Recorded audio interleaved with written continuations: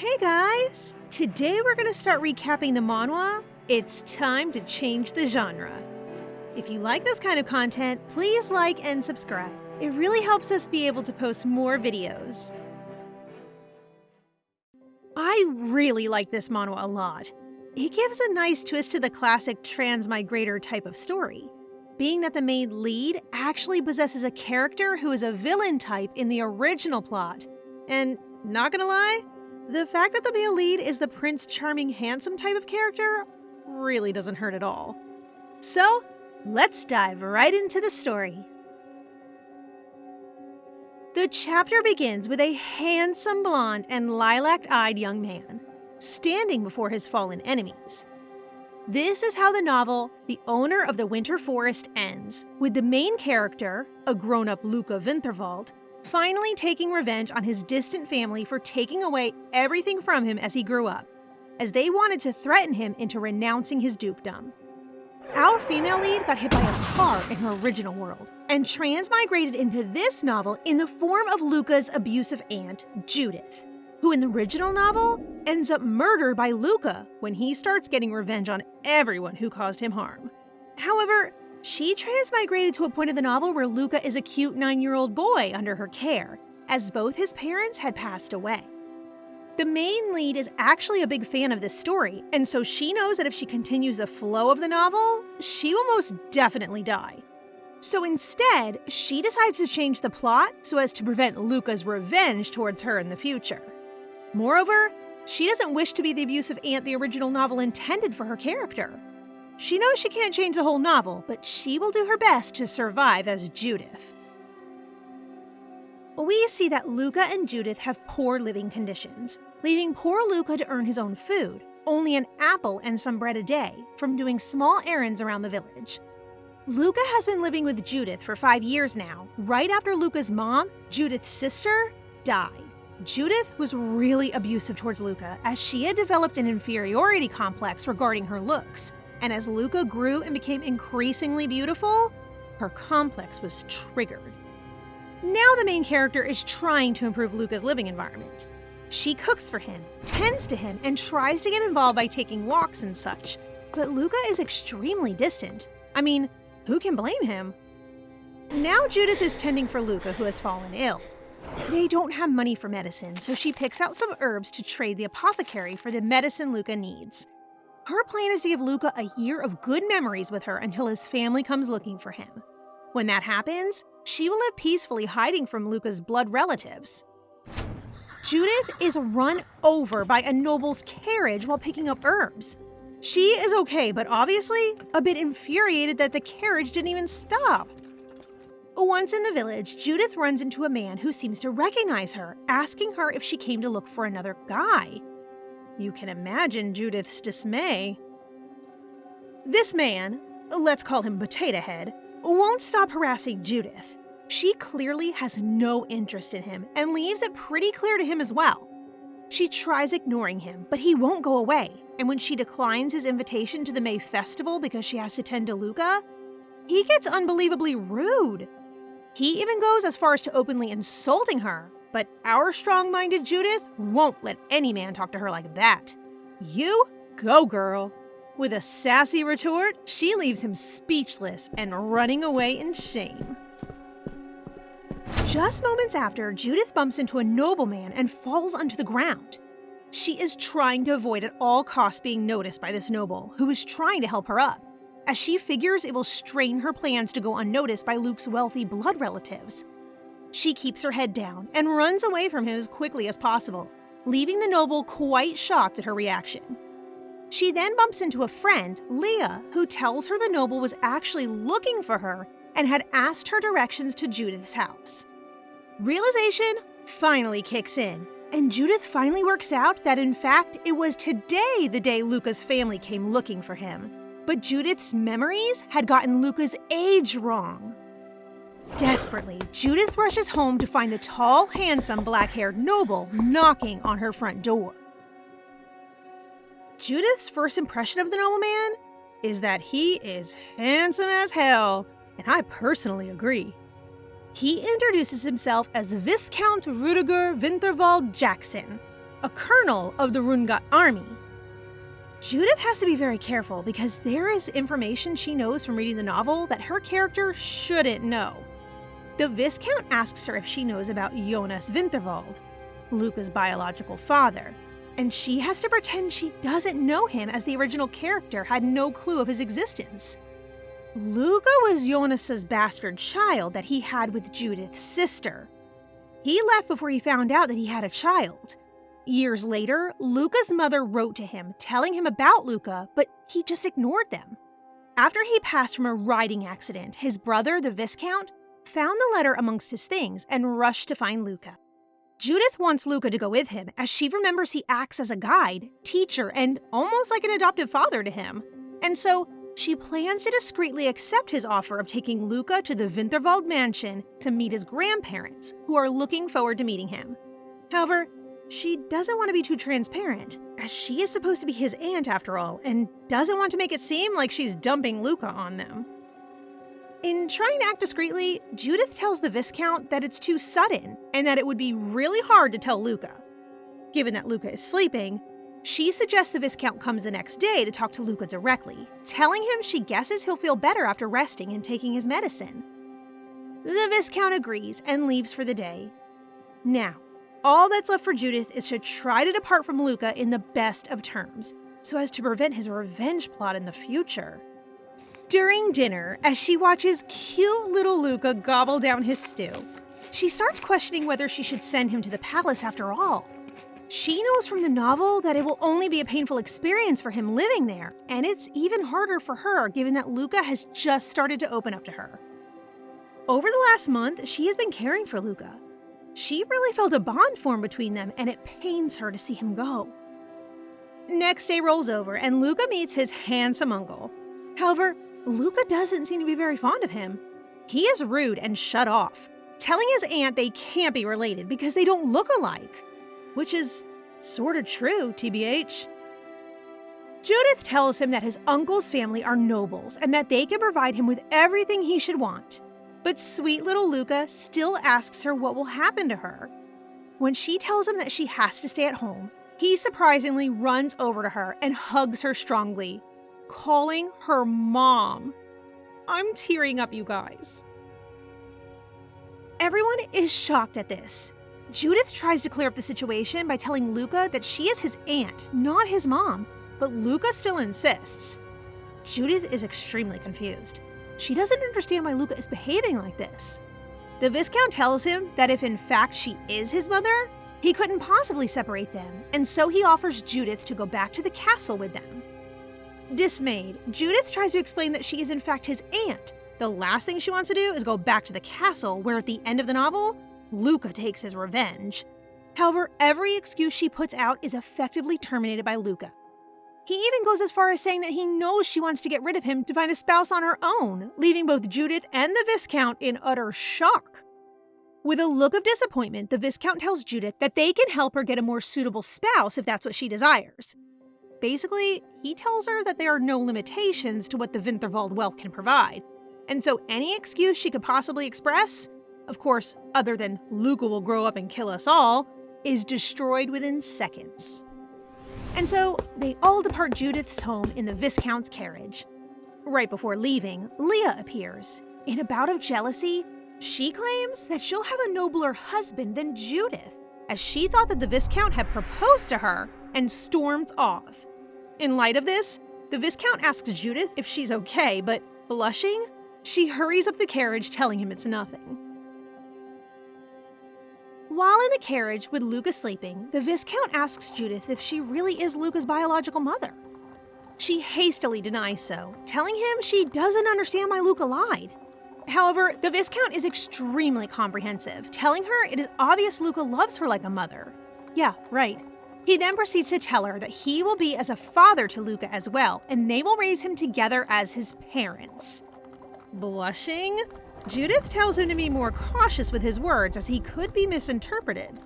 However, dense as a wall, he doesn't seem to find the issue with his declaration of shared parenthood.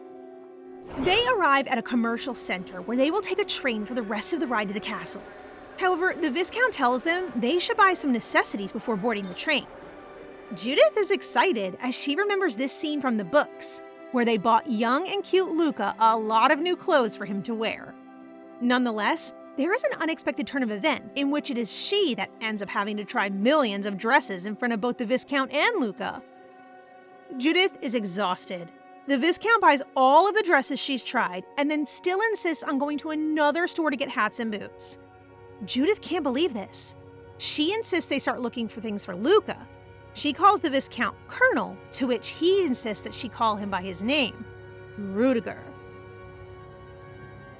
Judith tries to make Rudiger end the shopping spree, telling him she feels it's a bit excessive for her.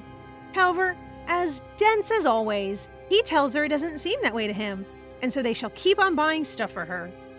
After getting a truckload of stuff for Judith, they pass on to get new clothes for Luca. With eyes gleaming with excitement, Judith proceeds to make Luca try outfit after outfit. However, it is not long until Luca rebels and asks to be able to pick his own clothes. Judith gets a bit dispirited, as she really wanted to pick new things for Luca. Luca tells her then it's because her taste in clothes is a bit unique. Shocked, she finally realizes why they didn't even let her pick her own clothes. They stay at a hotel for the night and will ride the final train next morning. Finally, next morning comes along, and they are at the station where a special wagon is being prepared for them. Judith remembers this part of the book and recalls Luca had been extremely curious and excited as it was his first time riding a train. However, to her surprise, this Luca seems to be really introverted and not showing any excitement at all. She figures it might be because he is shy of his uncle, and so she suggests herself that he go take a tour of the train. Luca accepts, but still doesn't seem to be excited at all. While the Viscount and Judith are alone, Judith tells the Viscount to address her by name as well, to which he replies by thanking her and telling her he is really excited for it, as he feels they are getting really close. I mean, I get he can be dense, but come on! Blushing, Judith tries to keep her head on her shoulders. She knows that whatever the words Rudiger might say to her, there won't even be the faintest chance of being with him. She remembers from the novel that he is strongly against marriage, even to the point that the Winterwald family removed him as a possible heir to the dukedom. Even more so, Judith is extremely confused as the type of things Rudiger is saying are way off the type of things his character in the novel would say. Luca returns from his tour, but has a sour expression on his face. Judith questions him about it, but he seems to be closed off to her. Suddenly, Judith remembers that in the original story, things started going bad for Luca in the train ride to the castle, as his first assassination attempt happened there. She remembers that the one to send the assassins had been Rudiger's uncle, the main villain of the story, Franz Birkenisch. In the novel, Rudiger was able to kill the assassin before anything bad happened, but they also lost any leads that may connect the incident with Franz. Coming back to the present, Judith is quite surprised when she notices that Luca can read, as she notices him reading the paper. When questioned about this, Luca flinches, as if caught in the act. He brushes it off as reading only letters, but Judith remembers that the character never taught him anything. Judith notices that Luca is reading a gossip paper and gets furious. She scolds him for reading that, and even scolds Rudiger for allowing Luca to read gossip, telling him it's bad for his emotional development. Gotta love a balanced upbringing. We stand. Judith produces a children's book from somewhere and gives it to Luca, who doesn't seem the least bit interested. Judith was, however, interested in the gossip paper, and so she promptly picked it up and began reading it. It basically talked about the Winterwald family and how everyone was desperate to be a part of it, as they had been the ones to get the railway building concession from the royal family. However, one of the catches was that the heir to the dukedom had to bear the royal blood as well. Jonas did, as the current duke had had him with a princess who died shortly after childbirth. Rudiger was the best result of the duke's marriage with the princess's lady-in-waiting, and so, as he bears no royal blood, he is not eligible to be the future duke. In the paper, they speculate about Rudiger becoming the next duke by engaging to a member of the royal family. Rudiger tells Judith to ask him directly any questions she may have, as the gossip papers are not reliable sources. And so, she promptly asks him about his presumed engagement with the princess. With a bit of annoyance, he replies that he is not going to get married to the princess, and that it's all speculation by gossipers. Judith remembers from the original novel that Franz wanted to kill Luca so badly because if it wasn't for him, he could have landed the dukedom just by marrying into royalty, as he was the nearest relative of the current duke aside from Rudiger. But Luca's appearance shattered his dreams of becoming duke, as Luca is both of royal blood and a direct descendant of the duke. Judith figures if she gets Rudiger to marry into royalty, she would be able to hit two birds with one stone, as Franz wouldn't even try to mess around with royalty. Rudiger asks Judith why she wants him to marry into royalty so badly, given that it would probably make it harder for Luca to become heir to the dukedom. However, Judith tells him that she doesn't care for that. She just wants Luca to grow up happily, and jokingly questions whether Rudiger brought them to the castle just to turn Luca into the future duke, to which Rudiger can only react by becoming flustered. They share a moment in which they pump each other up into becoming the best uncle and aunt for Luca, right when he interrupts them. On edge, he tells them to cut it, and scolds Rudiger for trying to hit on his aunt. She tells him it's not the case, and diverts the subject by telling him to read with her. Smart moves, sis. The chapter begins with Judith suffering from an upset stomach. It seems that in the original novel, the assassination attempt occurred while they were eating, but it never said when specifically, so she's been extremely nervous at every meal, which led to her now feeling ill. Rudiger offers to massage her hand, as there is a spot which helps upset stomachs if touched in the right way. Luca, seeing this, becomes a bit overprotective of his aunt and shoves Rudiger away, telling him he can take care of it himself. Judith is happy to see him worry about her, but realizes his hands are too weak for the massage to be effective, and so she asks Rudiger to help again, apologizing to Luca. Rudiger then proceeds to kneel beside her and take his glove off, taking her hand softly in his and massaging it. Judith, as we would, becomes extremely flustered. It is then a butler appears, asking about lunch service. Rudiger tells him to start preparing lunch, while Judith dozes off in Rudiger's soft massages. How she hasn't fallen for him already remains a mystery to me. Lunch arrives, and as Judith approaches the table, Luca stops her. It is then that the butler takes a rifle from the food cart and starts shooting at Luca. Horrified, Judith shields him with her body, and they are able to get behind some furniture before they get hit. Rudiger swiftly takes his gun out and starts defending them as well. Judith thinks that she should find a way to disarm the assassin without killing him so as to be able to expose his relationship with Franz, when Luca runs away from their safe spot. He runs directly at the assassin with a cutlery knife. Luckily, the rifle got jammed, but the attacker took out a sword. Luca was able to dodge the blade, but he fell to the ground after his knife impacted the sword. Judith runs after him, and as she gets to him, she shields Luca from the assassin's sword with her body, when Rudiger is able to hit the assassin in the arm. Judith's arm got a bit cut by the sword, but luckily, it's nothing serious. The assassin manages to start running away from the wagon, but Rudiger starts to run after him. Judith yells after him, telling him not to kill him as they have to question him. And so, without even needing to look, sexy, I know, Rudiger shoots him in the leg and stops him. However, the assassin keeps advancing and gets to a door, so to prevent him from getting off the train, Judith grabs a pepper shaker. Handy, I guess? And throws it at him. Well, good news is that Judith was able to hit the escaping assassin on the head. Bad news, the assassin wobbled over the rails and fell out of the moving train, which obviously resulted in his death. Poor girl can't get a break. Now they can't use him to link the assassination attempt back to Franz. Later, the three of them are back in their carriage when Luca, out of the blue, tells his aunt he doesn't want her to go with him to the Winterwald castle after all. Shocked, Judith tries to get an explanation for his change of heart, and after some deflection from Luca, he finally admits that he didn't intend for her to get hurt, much less cut by a sword, and that he doesn't want to put her in danger.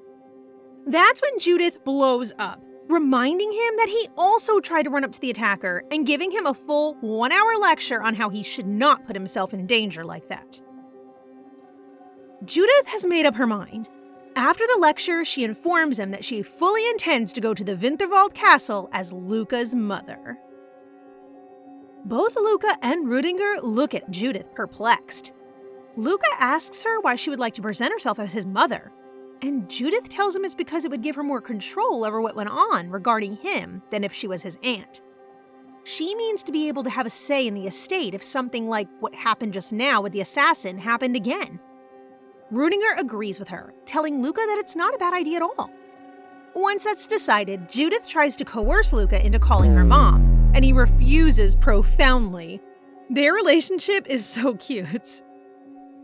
Judith notices it's snowing outside, and her eyes full of excitement calls Luca over to the window to watch the snow with her. She remembers this scene from the books and remembers Luca had originally been full of excitement himself, but now he seems to be uninterested in the snow. Judith brushes it off, thinking maybe he is shyer because of her presence there. Even so, kinda sus, don't you think? They finally arrive at the Winterwald castle, where a carriage driver is waiting at the train station to take them to the castle. The driver introduces himself to Luca as Hans. Judith doesn't seem to remember him from the novel, but then again, he's only a secondary character with a pretty common name. Hans marvels at Luca's resemblance to the late Jonas's, but his friendly approach toward Luca is soon cut in the root by Luca's cold and distant greeting. Judith then introduces herself to Hans as Luca's mother, effectively masking her nervousness. They arrive at the castle, and Judith gets a bit lost in thought staring at Rudiger's beauty. I mean, as we all would. When Rudiger asks her what she's looking at, she impulsively tells him she was admiring his handsomeness, which leaves him taken aback. Of course, she tries to salvage it by saying it was just a joke. Sure, hun. Sure. Once they enter the castle, Judith catches her first glance of Lady Sophia, Rudiger's mom and the current Duchess of the estate. She is absolutely intimidated by her, as Sophia exudes a cold and calculated aura, and she wonders how on earth she will be able to keep up with the facade that she is in fact Luca's mother and not his aunt.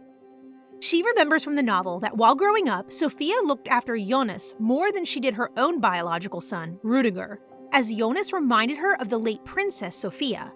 That left poor Rudiger to grow up pretty alone. Anyways, later on, along with the Duke, they proceed to have dinner together. Judith is extremely nervous. She expects to be interrogated and bashed for being of lower status. To her surprise, Sophia seems to be very friendly, asking her about how it was like raising Luca alone and empathizing with her struggles. Of course, Judith has to lie, but is also quite surprised by Sophia's friendliness, as is Rudiger.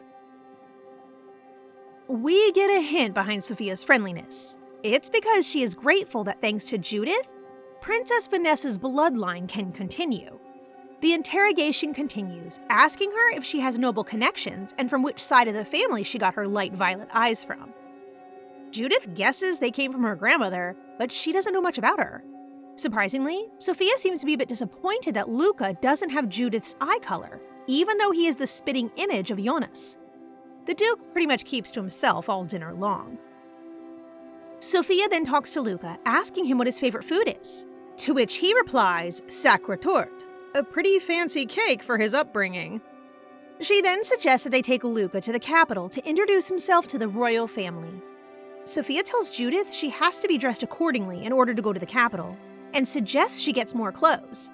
Reliving flashbacks from the store, Judith insists Rudiger already got her so much, who is then scolded by his mother for not getting Judith any jewelry. Poor Rudiger can't get a break. Dinner ends and they are walking up the halls back to their rooms when Judith spots a portrait of late Princess Vanessa. Sadly, she notices she looks just like Luca, but has light purple eyes like herself. Remembering Sophia's comment during dinner, Judith saddens at the thought that Sophia doesn't really love Luca or love Jonas, but only Princess Vanessa's lineage. Luca is ushered to his room by a servant, while Rudiger leads Judith into hers. Once in Judith's room, Rudiger orders some tea and sits down on a sofa. He tells Judith he should have thought of the jewelry in advance, that it's his duty to make sure she has enough daily wear. Lucky Judith, am I right? However, humble Judith refuses, telling him that the Duchess's gift will be enough for her. Rudiger insists, telling her that the Winterwalds are famous for their mines and that a member of the family should have hundreds of jewelry sets at their disposal. Rudiger then tells her that, in any case, she could use them as a means of having money in the future. Judith surprises him by telling him that she doesn't intend on selling any of the gifts he gave her. This flatters him, to the point he even blushes a little. How cute! With a rosy look, he tells her he finally understands why his military colleagues were so troubled when thinking of gifts to give their girlfriends. That he finally understands how it feels to gift something to the woman he is courting. What the actual F, Rudiger? I mean, we know he is dense, but come on, how can he say that and expect no confusion to happen? Judith tries to clear things up as the maids have already begun rumoring all around them. Somehow, Judith convinces Rudiger to only get her 2 sets of jewels, one from himself and the other from the Duchess. The next day, we are introduced to the butler of the mansion, Vincent, who then tells Judith to pick a personal maid from a row of girls. She picks an innocent-looking brown-haired girl who introduces herself as Lola. Lola and Judith begin talking, and Judith asks her a question that's been itching her mind. She's noticed that the maids are very cautious around Rudiger, and so she asks Lola if they fear him for some reason, worrying that Rudiger might be an abusive employer. Lola clarifies it quite easily, telling her that in fact, most maids try avoiding him because they fear he might fire them. Contrary to Judith's suspicions, the maids' fears are mostly based on rumors that got twisted with time, which started because many maids tried hitting him up to try to raise their status. Rudiger wouldn't take this, so each time a maid made a greedy approach at him, he would fire them. Glad her suspicions were wrong, Judith thanks Lola, who apparently knows so much about the castle's rumors because her mother is head of the kitchen, so she practically grew up there her whole life. We are then shown that Luca has started his lessons. Being that he never received any formal education, Judith not only expects, but also remembers from the novel that Luca had originally struggled a lot with the new influx of information. Even wicked Franz had used Luca's academic difficulties to try to shame him publicly. However, this time around, Luca is impressing all of his tutors. He seems to be a gifted child. Finally connecting the dots, Judith starts wondering why Luca seems to be so much more different in this version than in the original novel. Wondering if maybe he too is a transmigrator like herself. While Luca studies, Judith is sitting on a couch nearby knitting, or at least attempting to, and wondering if there could ever be a way of asking Luca if he's a transmigrator like herself. She can't think of any non-direct way, and concludes that maybe all of these differences have been caused by her own character's change of behavior once she possessed her body. Anyhow, Luca looks at Judith's knitting with a sort of pitiful look, and after she explains it's her first time trying it, he uninspiringly encourages her to keep it up if she likes it. Being the prideful woman she is, she can't stand Luca looking down on her knitting, and so she conscribes Lola to teach her knitting. After just a day, Judith finishes a cute scarf, which she intends to force Luca to wear. I just love their dynamic, guys. Next thing she knows, Sophia is calling up to see her. She gives Judith a luxurious and, well, excessively huge diamond necklace, as per the jewelry she had promised her. Astounded by the sheer size of it, Judith can't think of accepting it, let alone wearing it in public, as she knows it will draw too much attention to her, which will only mess up with her plans of living a heads-down life and avoiding the whole revenge plot. However, she knows from dealing with Rudiger that it's best not to argue with that side of the family, as they tend to be a bit thick-headed. And so, she humbly accepts the gift, though becomes quite burdened by its high value and responsibility. Later on that evening, Rudiger returned to the mansion bearing gifts for Judith. He notices that the Duchess has already given her a set of jewelry, which disappoints him as, in his words, he wanted to be the first to take care of her. Ah! How cute! How hot! He then proceeds to give a blushing Judith a box with a small light violet pendant. He tells her he took so long in returning because of the rarity of the jewel, but he wanted to give it to her specially as it matches her eye colors. Suddenly, hundreds of servants bring in more and more jewelry boxes. Judith looks at Rudiger dumbfounded, as they have settled on just one jewelry piece. but he tells her he couldn't pick which one would look best on her. And so, he picked everything. At this point, just take it, girl. Rudiger then insists that he wants to put the lavender necklace on her.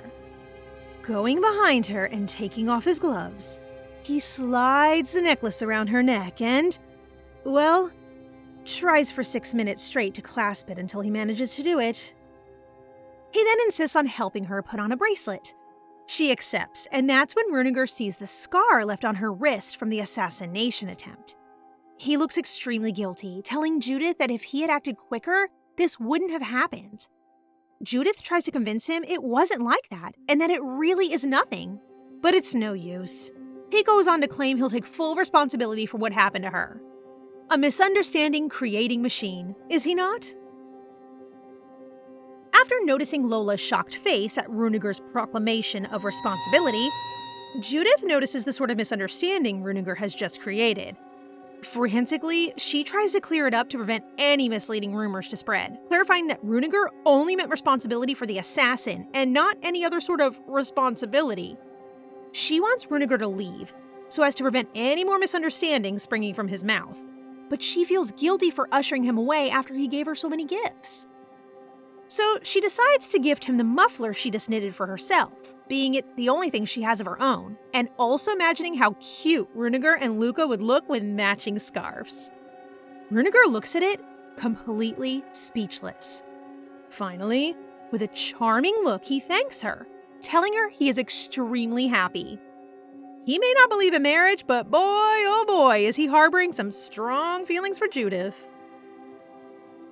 Next day, Judith and Luca are looking at all the pieces Rudiger gifted her.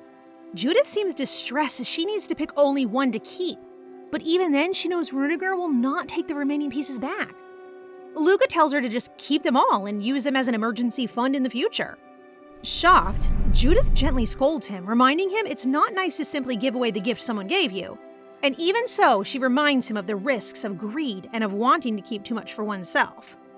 Luca accepts this, but as he is leaving for one of his lessons, he tells Judith to start to get used to this type of lifestyle, telling her she is now a Winterwald after all, and calling her mom. Judith got caught up in Luca's words, wondering if maybe he meant them as a warning, a sort of, we are in this scam together, don't back out on your own kind of warning. Lola then comes into Judith's room to offer her tea. While she is pouring, she blatantly asks her about her relationship with Rudiger. Assertive, I know. Judith tries to nonchalantly brush off any suspicions of any sort of romantic relationship. But even so, Lola keeps on insisting that the warm way Rudiger treats her raises some questions about his feelings towards her, even if they are one-sided. Judith is adamant, reminding Lola Rudiger is just acting out of duty, and given that she is Luca's mother, or at least that's what they're letting them believe, he is just treating her accordingly. Lola finally seems convinced and tells her she will help clear up all the rumors that have started spreading about the two of them. Later on, Judith is walking around the castle when she notices a group of maids gossiping in a corner about her. Completely disrespectfully, they are saying that Judith must be using her body to seduce Rudiger, and that's how she originally picked up Jonas way back then. You may imagine the blow Judith felt when hearing those things. Consternated with the rumors that she just heard, that she is trying to use Luca to leech her way into the dukedom and manipulate the Winterwalds, she decides to sit down with Rudiger and ask him for them to spend some time apart. Confused, Rudiger asks her why, but of course Judith is having a hard time explaining why it matters to her and what other people think, given that he's so stoic himself. She tries telling him that the kindness he has shown her is being misinterpreted by the maids, but Rudiger just asks her in return why she even cares what the maids think of her. Judith is at a loss. She tries to explain to him that it bothers her what others may think of her, but she knows it's futile. He doesn't seem to be able to understand that very concept. After much explaining, she thinks she might have actually been able to reach him. To her disappointment, of course he missed the point entirely, and instead of telling her that it's fine that she feels that it would be best that they spend some time apart, he ends up suggesting they fire every single maid and hire new ones. Of course, Judith is exasperated at Rudiger's thick-headedness. Runegar ends up telling Judith that they can either fire all the maids or keep on having the same type of relationship they've been having up until now. Absolutely defeated, Judith just accepts Runegar won't compromise at all, and she'll probably have to learn to live with the constant gossiping all around her. Later, as she is resting on a bench, she hears two maids approaching her go completely silent. She figures they must have been gossiping about her too. But to her surprise, they come up to her and thank her. Apparently, the steward told them that Lady Sophia had heard of the maids gossiping about her, and that she was determined to fire them. Allegedly, if it hadn't been for Judith's intervention and convincing Sophia not to do that, they would all be jobless by now. Utterly lost, Judith tells them that it's nothing, to which they reply by promising never to speak ill of her behind her back ever again. Judith then leaves and tries thinking on why the steward would bring up her name or lie like that, finally deciding it must have been all Runegar's doing. At least all the time she spent trying to reach him wasn't in vain, right? Finally, once Judith returns to her chamber, she finds Lola, who enthusiastically asks Judith if it's true that she saved both Luca and Runegar from the assassin back on the train. Shocked, Judith asks her where she heard that, and it seems an exaggerated version of the events that took place on the train has been spreading in rumors throughout the castle. After Judith clarifies to Lola what actually took place on the train with the assassin, Lola still finds her completely heroic and tells her that, at this point, it's no use trying to clarify that rumor, as it had already spread too much. Sometime later, Judith confronts Runegar about them, and of course, he was the one who started the rumors after all. I mean, in the end, no more maids are speaking ill of her behind her back, so that's a win. However, Judith points out to Runegar that the rumor got too out of hand, and that it would be best for no more rumors to be spread regarding her in the future. He agrees. After the whole rumor situation has been cleared up, Runegar seems to be trying to spend even more time with Judith than before. She notices this, and it's got her a bit confused. I mean, she knows it's supposed to mean nothing coming from him, but we can't blame her for thinking otherwise if the man is literally asking her to spend time with him 24/7, right? While they are having tea together, she suddenly asks him why he is taking so much care for her, expecting to finally see if she's just making all of it up in her head. Of course, Runegar replies with something relating to his duty and her being a noble woman and whatnot. Judith nods and is quite embarrassed by herself, as she believes she has convinced herself that she was special, when it was just, well, Runegar being Runegar. Poor Judith. She just keeps getting played on by this brick wall of a man. Later that night, after Runegar unknowingly shutting down any suspicions she may have had about his feelings for her, Judith starts crying in her bedroom.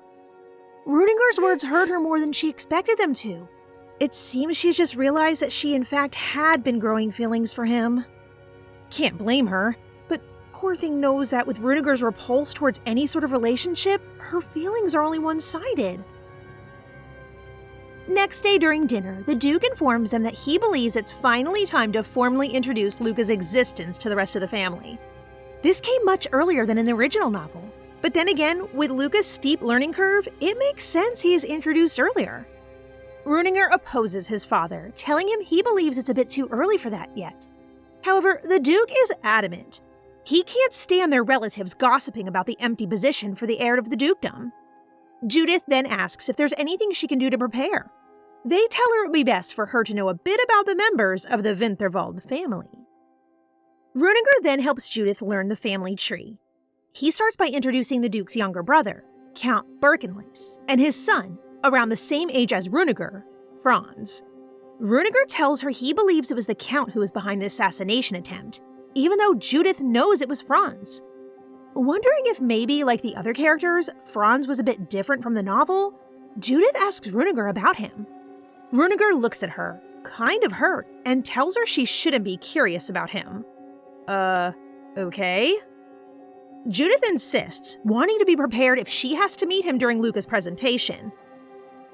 Coldly, and with a severe tone, Runegar tells her it's best for her not to approach Franz and never to speak with him.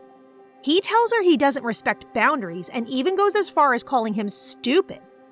Judith is just as surprised as we are to see Runegar talk so badly of someone. Runegar then continues teaching Judith about the Winterwald legacy and history. Apparently, they were originally an independent duchy up until 2,000 years ago when, during the war era, the Rumgart household unified the continent. They still keep an artifact from back when they were an independent duchy, a goblet which is said to grant people one wish in their lifetime. Judith is surprised at the mention of magic, but then she remembers it was a bit talked about during the novel.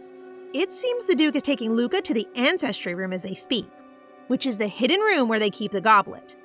Only the heirs of the dukedom can enter the Ancestry Room, meaning that not even Runegar has been there, nor knows where it is found. Just out of curiosity, Judith asks Runegar if he has a wish he would want to make.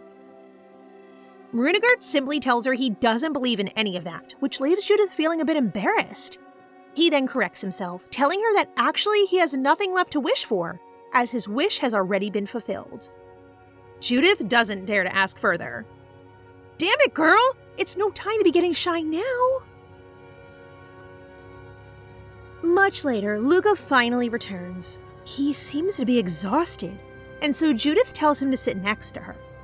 She asks him if he went into the Ancestry Room, which startles him and leaves her wondering if maybe she wasn't supposed to know about it after all. Luca asks her how she knows about it, to which she tells him Runegar told her. This leaves Luca feeling even more gloomy than before.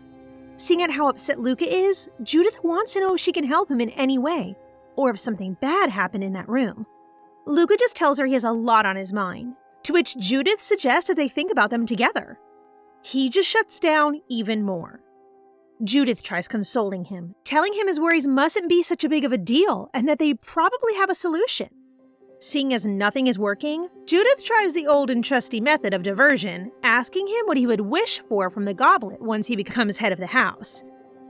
He seems to be a bit intrigued, until Judith mentions that Runegar told her his wish had already been fulfilled, to which Luca responds by putting on a horrified look. Judith notices mentioning Runegar is making things worse. Luca asks Judith about what she would wish, and she tells him she wishes for him to be a happy adult, which leaves Luca blushing hard. How cute. Avoiding eye contact, he then rushes off to his next class. Finally, the day of Luca's introduction to the Winterwald family has arrived. Judith is all dressed up in a gorgeous dress and matching jewelry, picked by Runegar, while Luca looks like the cutest little prince. Luca goes to look for Judith. After looking at her, he smiles and tells her she looks pretty. How absolutely heart-meltingly adorable, OMG! Runegar then appears, looking like an actual prince. He takes a long look at Judith and tells her she looks extremely beautiful. Kya! Runegar takes her hand firmly and they start approaching the main hall. As they are going there, Runegar notices that Judith is wearing the necklace he picked for her. We all know why she picked that to wear. Duh. But well, Judith can only tell him it's because it was the one that matched the dress best of all. Judith then confesses that she is a bit nervous, as she fears she'll make a mistake in front of all of the aristocrats. After a long walk, they finally enter the banquet hall, where hundreds of heads turn to look at the new heir, Luca, and his supposed mother, Judith, with judgy eyes.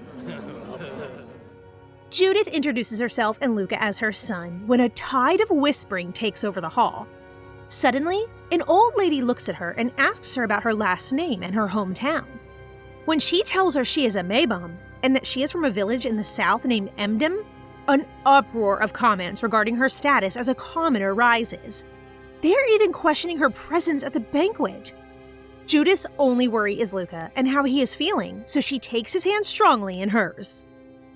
Everything halts when Runegar steps in, when he directly attacks his aunt, the old lady who originally made the remark to Judith, reminding her of her serious monetary issues.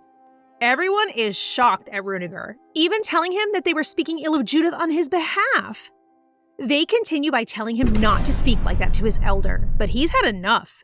He sternly reminds them whose estate they're stepping on and not to speak ill of a Winterwald so lightly. That's when Franz appears, condescendingly clapping and telling Runegar to not be so harsh on their aunt. Finally, the Duke and Duchess walk in.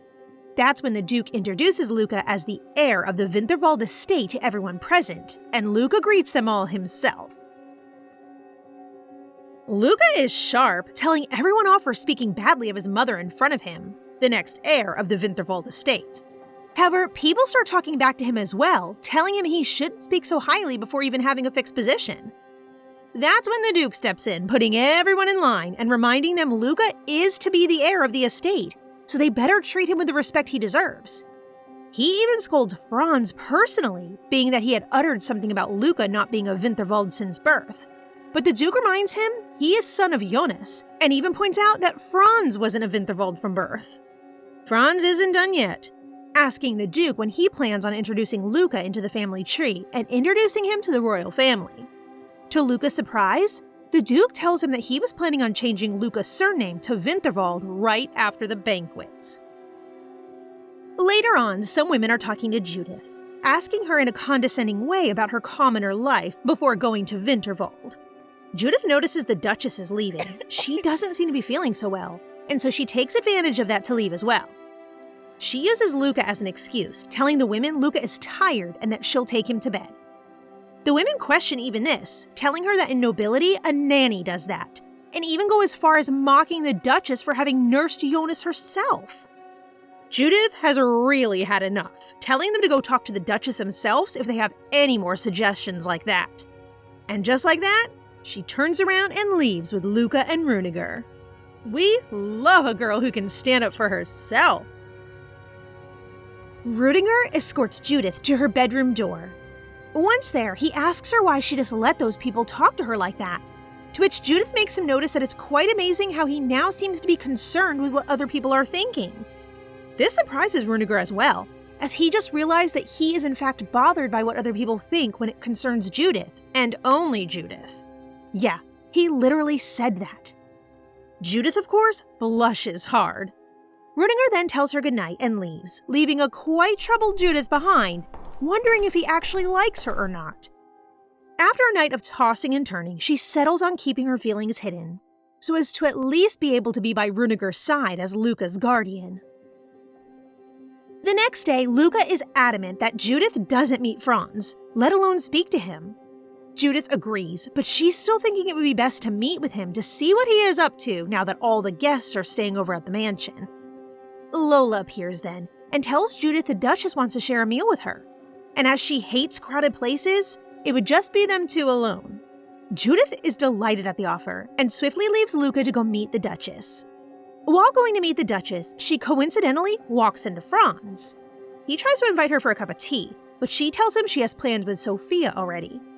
He remarks Sophia must cherish her quite a bit to be showing her so much attention. In any case, he insists that they have tea together the next day, to which Judith agrees. Don't worry though, our heroine is no fool and is ready for Franz's wolf in sheep's clothing tactic. Judith has a nightmare with the moment in the novels in which Franz kills her character, as in the original novel, he had used her to get closer to the title, but after she turned out to be useless, he just murdered her. Tea time with Franz comes along, and our girl is prepared. He starts by asking her questions about her life in the castle and her relationship with Runeger, noticing how she addresses him by first-name basis. She apologizes and blames her commoner roots and lack of education for that, telling him that nothing is going on between them and that Runeger is only acting with a sense of responsibility for Luca's sake. Judith then asks Franz about his own marital status, and he tells her he is not even courting anyone, as he puts it, because he hasn't found the one yet. Judith really doubts this, thinking maybe he hasn't advanced on any romantic relationships because he is waiting to see if he can get the dukedom, which requires him to marry into the royal family. As Franz keeps asking about Runeger, Judith breaks down crying, of course, an act to entice Franz, while going on about how she doesn't feel accepted by their relatives yet. All of a sudden, Franz stands up and apologizes to Judith. He then proceeds to get down on one knee beside her and confess his feelings towards her, finishing up by asking her to start going out with him. What the hell? Judith is just as shocked as we are, even more so when Franz brings up marriage. Judith then thinks about what Franz's intentions may be, finally realizing that most probably he wants to marry her so as to be able to manipulate her and Luca more closely. And then, in 15 years, when the railway building concession expires, he'll probably just try to get rid of Luca to get the dukedom himself. Horrified at her suspicions, she severely tells Franz that his proposal is really bothersome, and that there's no way that's gonna happen. However, the little leech is insistent. He asks her if she doesn't find him attractive, and that he could provide her a safe shoulder to lean on. To which Judith reminds him that she already has Rudiger. Franz goes on to talk bad of Rudiger, calling him cold and telling her she shouldn't trust him. As if. In a desperate attempt, Franz even goes as far as grabbing her by the wrist. Judith implores him to let go of her, but he won't budge, demanding her to give him a chance. That's when, thank God, Rudiger enters the room, and with one hot and swift move, he swings a fire iron at Franz's hand to get him to release Judith. With the hottest look ever, he then orders Franz never to get close to Judith again, and to not even dream of trying to use her for his own twisted plans. Rudiger body blocks Judith from Franz. He questions Franz about his intentions, asking him if his father, Rudiger's uncle, ordered him to do this. Franz keeps on insisting he actually fell for Judith, even saying that the reason Rudiger is so worked up is because his own heart is on the line. Rudiger looks at him with a quizzed look, but luckily, Franz ends up leaving, not before telling Judith that his offer still stands if she changes her mind. Rudiger and Judith sit down at the tea table, and Lola breaks down crying at Judith's lap, asking her to forgive her for not calling Rudiger earlier, who had in fact asked her to call him if Franz ever tried to interact with Judith. Cute, but invasive, Rudiger.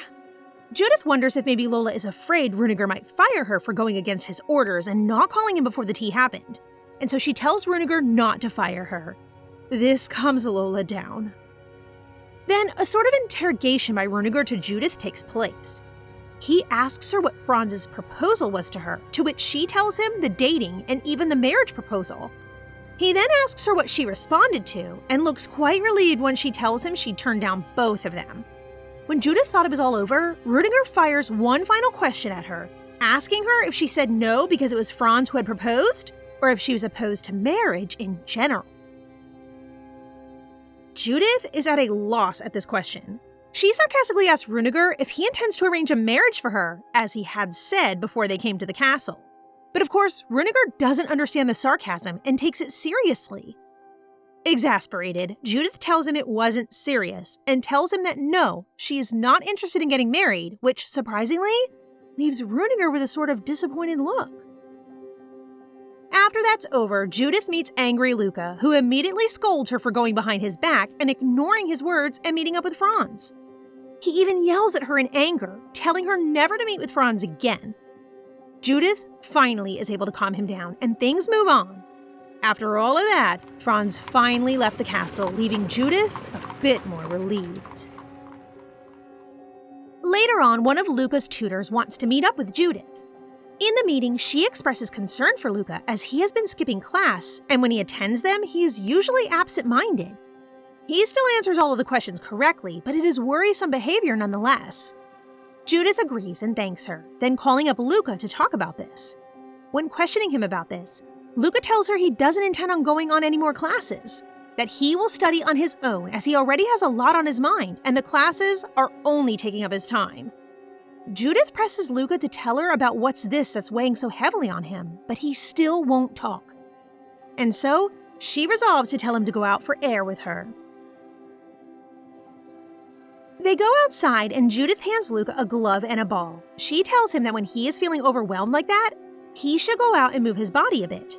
And so, she teaches him to play catch. Let's not forget that in the real world, Judith used to be a softball competitor in middle school, and so she knows a lot and is pretty good at it actually. Luca, however, doesn't seem to have that much of a sports side to him. Rudiger appears and asks if he can play too, so Luca, who is already exhausted, hands over his gloves so that Rudiger plays with Judith. Rudiger also never played catch before, yet he seems to be a natural. Rudiger, noticing Judith's ability, tells her it made sense now how accurate her throwing of the pepper shaker had been at the assassin. However, Luca didn't know that had happened, and Judith doesn't want him knowing she was involved in a man's death. She then ushers Runegar away and tries diverting Luca's attention, who is now asking questions about the incident. The chapter begins with Judith visiting Sophia's bedside. Apparently, her health has worsened and now she is bedridden. Sophia tells Judith she should get ready to go visit the capital and formally introduce Luca to the royal family. It would be a sort of debut for her as well, so a female chaperone is expected to go with her. However, she can't go herself due to her health condition, so she instead asks Princess Malina, Vanessa's younger sister, to chaperone her. Judith feels it's too much, a princess chaperoning for her? However, Sophia seems stern on the decision, reminding her that she is no longer just a commoner, but the mother of the heir of the Winterwald estate. And so, the preparations start to go to the capital. Lola seems to be the most excited of all, as she will be accompanying them as Judith's maid. Judith is more than anything preparing to meet for the first time Isabella Enderson, a character that appeared in the books once when they went to the capital. She is sort of a villain. In the original novel, she was Franz's lover and mother of their child. However, she insisted the child was Jonas's, and as proof of their relationship, she gave them a hand watch that she claims Jonas gave her, which belonged to Princess Vanessa. Of course, Sophia took them in, even though her son never took Luca's place, as Runegar was successful in protecting him. Nonetheless, she worked with Franz by giving him info about Winterwald's internal affairs. And so, now that Judith is in the picture, she wants to prevent any of this from happening. 2 months passed, and it's finally time to leave the Winterwald estate, to head down to the capital. Before leaving, Judith approaches Sophia to say goodbye, and Sophia, in turn, sweetly grabs both her hands and wishes her a good trip. This warms Judith's heart, and she gets even more emotional as everyone else of the Winterwald estate wishes them a nice trip as they go into the carriage. She notices how she subconsciously made a home of the Winterwald place and its people, and is a bit teary while leaving for the capital, gaining strange looks from Luca. They arrive at the train station and board the train that'll take them to the capital. Runegar tells them a bit about the royal family, starting with the previous king, who's still alive but too old to continue ruling, who would be Luca's great-grandfather. Runegar tells them he's a bad-tempered cold man who only ever expressed warmth towards Princess Vanessa, one of his daughters, but not so much towards his other children, Princess Malina and the current king. He also didn't like Jonas very much, so nothing will guarantee he'll like Luca. Runegar also tells him that the Princess Malina, Vanessa's sister and Judith's chaperone for her visit to the capital, had a close relationship with Vanessa.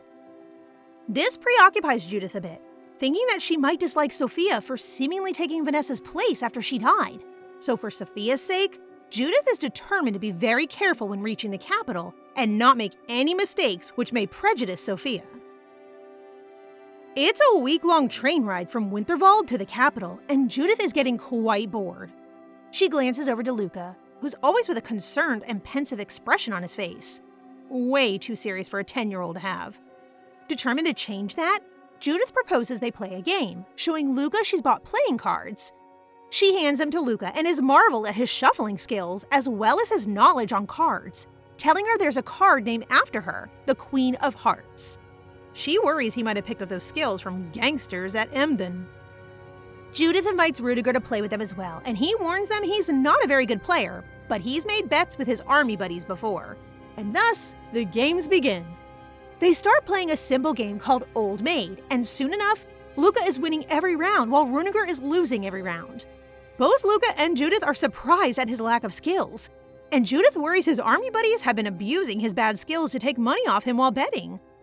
At the same time, though, Runegar doesn't seem too vexed about losing, suggesting he's just playing for the fun of it or as a social thing. They change to poker, and the results continue the same. Then, with a bored expression, Luca suggests they play while betting. Judith gets really mad at Luca, scolding him for wanting to gamble. Luca, though, corrects her and ends up convincing her by telling her gambling and betting are not the same, and that betting is a gentleman's skill. He convinces her by telling her that betting is based on analysis and thought, while gambling is just on sheer luck. So, he tells them that from now on, the winner will get to ask the loser a question that they may either answer or pay money to avoid. Judith protests, telling him she doesn't have any money, so Luca just tells her she must answer the questions she's asked. And so they play. Rudiger continues losing while Luca continues winning, and so he asked Rudiger a set of interesting questions. First, he asks him what his ideal type of woman is, but at his inability to answer clearly, he ends up paying. Then, he asks him if he's currently interested in someone, but Rudiger just blushes and chooses to pay instead. Gotta love Luca. He really is a team player. Rudiger's response really set off an alarm in Judith's head, who is now wondering whether he's in love with someone who passed away or if he's experiencing an unrequited love with a married woman or whatnot. Gosh, when is she gonna stop being so clueless? This distracted her, and now she's lost this round. She gets prepared for Luca's question, fearing her feelings for Rudiger will be exposed, but is shocked to hear Luca ask her if she'd be mad if he didn't take on the Winterwald Duchy. Judith is speechless. She doesn't understand why this question all of a sudden. So Luca adds that he wonders if she'd be mad if he didn't take on the duchy, as she'd told him before that she wanted to live a life of luxury. Heartbroken, Judith realizes she's been burdening Luca all along with her nonchalant words, noticing how she's left him to deal with the anxiety and burden of being thrown into a new life with new responsibilities, at just 10 years old all by himself. And so, she decides to express herself clearly for Luca to not be anxious anymore, telling him she never came to Winterwald trying to benefit off of him, but rather to protect him, and letting him know that if he ever wants to leave, she will gladly take his hand and go with him, making Luca tear up. She then adds, in any case, she has been planning to leave Winterwald when Luca becomes Dutch, causing both Rudiger and Luca to stand up in utter shock. She tries to explain herself, telling him that she thought Luca wouldn't need her protection anymore, so she doesn't want to bother. But neither of the boys are listening. They mutter to themselves, but tell Judith nothing. After that, Judith starts to put the cards away, but Rudiger stops her, telling her there's a question he wants to ask her. And so, they continue playing, and Rudiger continues losing money as he's always the loser. Rudiger continues losing, almost running out of pocket money, but he continues playing with a fierce look in his eyes, determined to ask Judith that question. However, Judith doesn't like where this is going and hates to see Luca with such a greedy and arrogant attitude, calling Rudiger uncle for the first time in a sly manner while thanking him for all the money he took. So she finally stops the game. Judith tells Rudiger that whatever he's curious about, he can just ask her, but he protests, telling her it would be pathetic to find out like that. While Luca also complains, telling Judith he's been winning for a reason. However, Judith tells Rudiger she doesn't want him to become addicted to gambling as her father, Luca's grandfather, had lost everything they owned because of his gambling problems. Now saddened, Rudiger decides to stop as well. Night comes along and Luca goes to sleep looking like a baby angel. Judith and Rudiger meet and start talking, with Judith apologizing for Luca's behavior, but Rudiger honestly doesn't feel offended or hurt by anything. He asks her if she's tired from the trip and smiles when he hears her say that it's fun to be traveling all together. 3 days later, they finally arrive at the capital of the rum cart kingdom, Bluyen. In the carriage that's taking them to the Winterwald townhouse in the suburbs of Bluyen, Judith marvels at the likelihood between Rudiger and Luca. They arrive, and Rudiger escorts Judith out of the carriage, grabbing her hand like a gentleman. But when Judith doesn't need his support anymore and tries to take her hand from his, she notices him squeezing her hand in place. Rudiger, control yourself. She doesn't want the maids to misunderstand their relationship, but Rudiger won't let go of her hand until Luca gets off the carriage and sharply asks Rudiger if he's escorting her or flirting with her, gaining Judith's horrified scolding. They show Judith to her room for their stay, and she's amazed as it looks like it had been made for royalty. Rudiger tells her it used to be Vanessa's, and she's the first woman Sophia allows to stay there since Vanessa passed. She's overwhelmed to be allowed there, fearing she might spill some tea or do something that might ruin it. At the same time, Judith's quite amazed at how fast Lola seems to be adapting to the new household and blending in with the maids there. But Lola tells her the other maids are treating her so well because they all think Judith will become the next lady of the Winterwald house. Judith is surprised by Lola's words. She asks her what makes everyone think that, and Lola tells her it's mainly because she's been allowed to stay at the Iris room, Vanessa's prior room, which shows everyone that Lady Sophia supports her. Apparently, that room is famous in high society, and so Judith now wonders if her staying there has been a political decision all along, so she decides to take action regarding Isabella. Judith calls for Wilhelm, the head butler of the townhouse, and asks if it's possible for him to hand her the monthly reports the townhouse sent Winterwald 11 years ago. They register the movement of everyone in the townhouse, and during that time, Jonas had spent a lot of time in the capital, so Judith hopes to find evidence in Jonas's movements from 11 years ago, around the time Isabella's illegitimate child had been conceived, that the child is not his.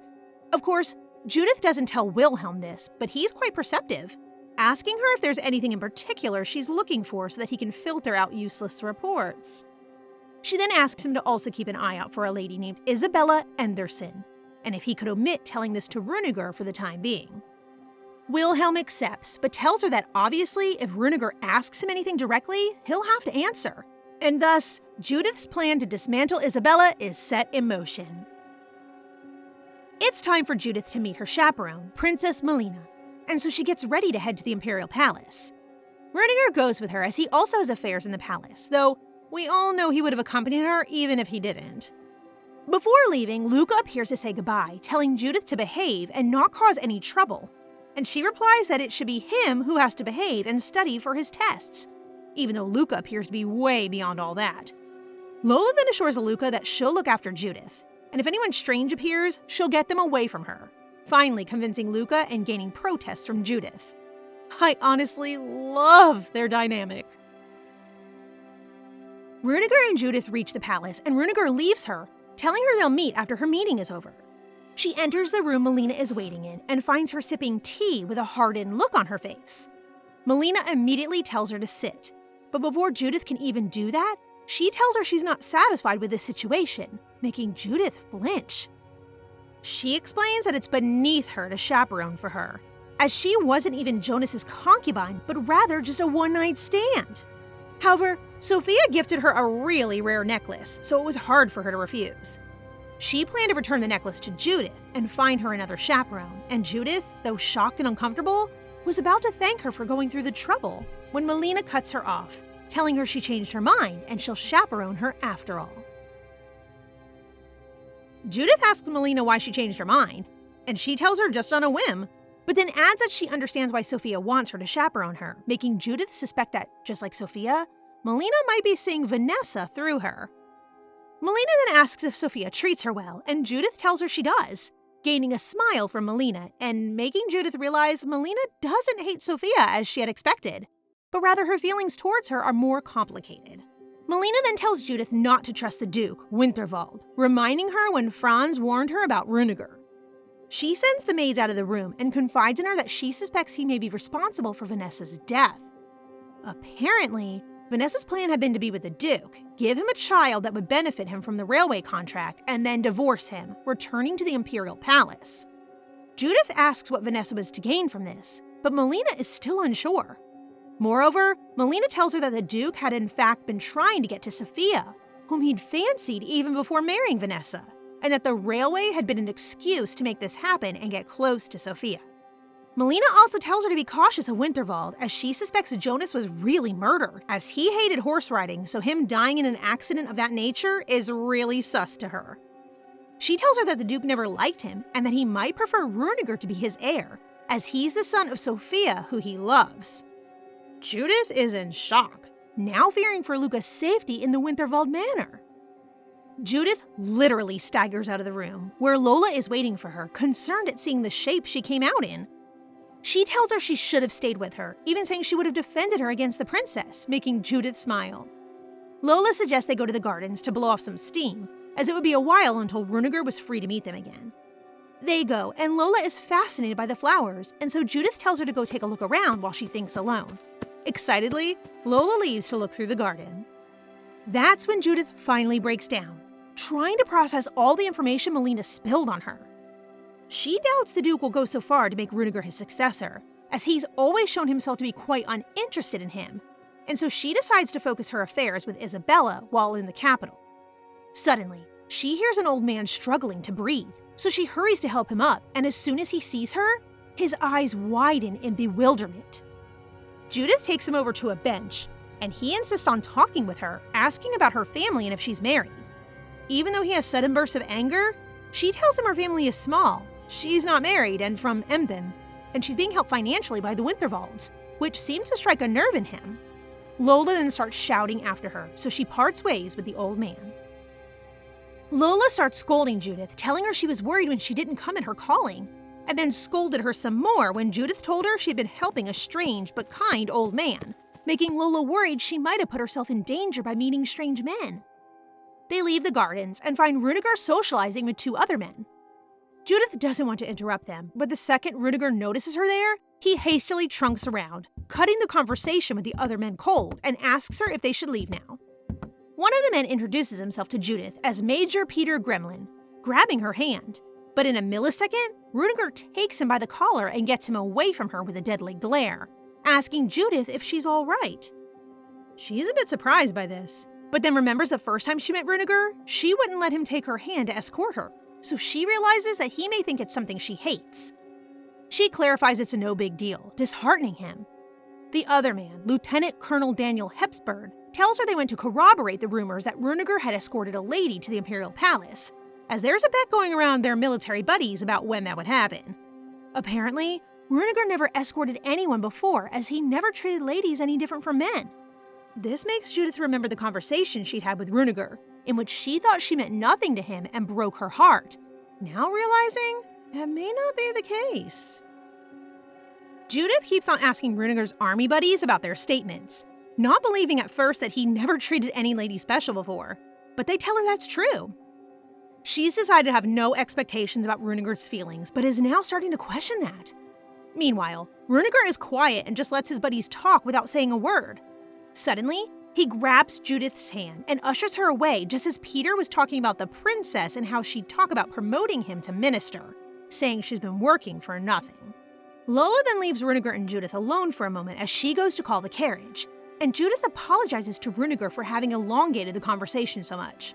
He tells her she doesn't need to, as he'd hoped his buddies would make it clear to her that she is, in fact, special to him. The feels.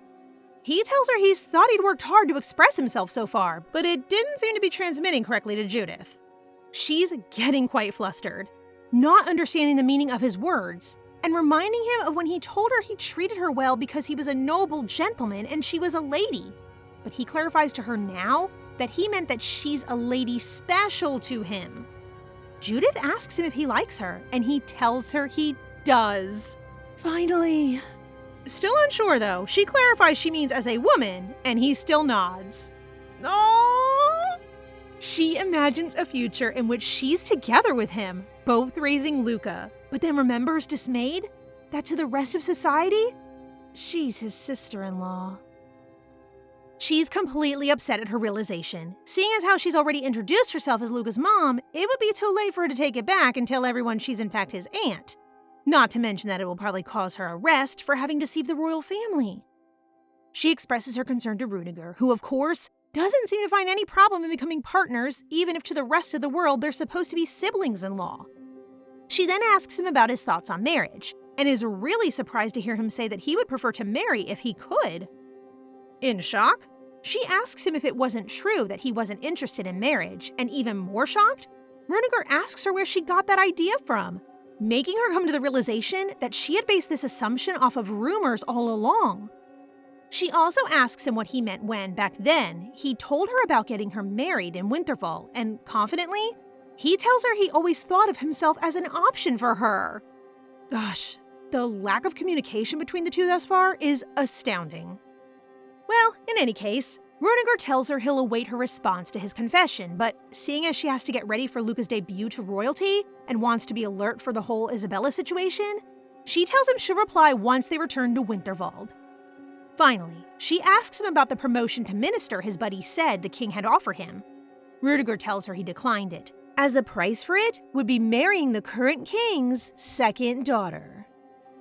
Judith had actually read about that in the gossip newspaper she'd taken from Luca on their train ride to Winterwald, which said that Rudiger and the second princess have a close relationship from the time he served as a soldier in the capital.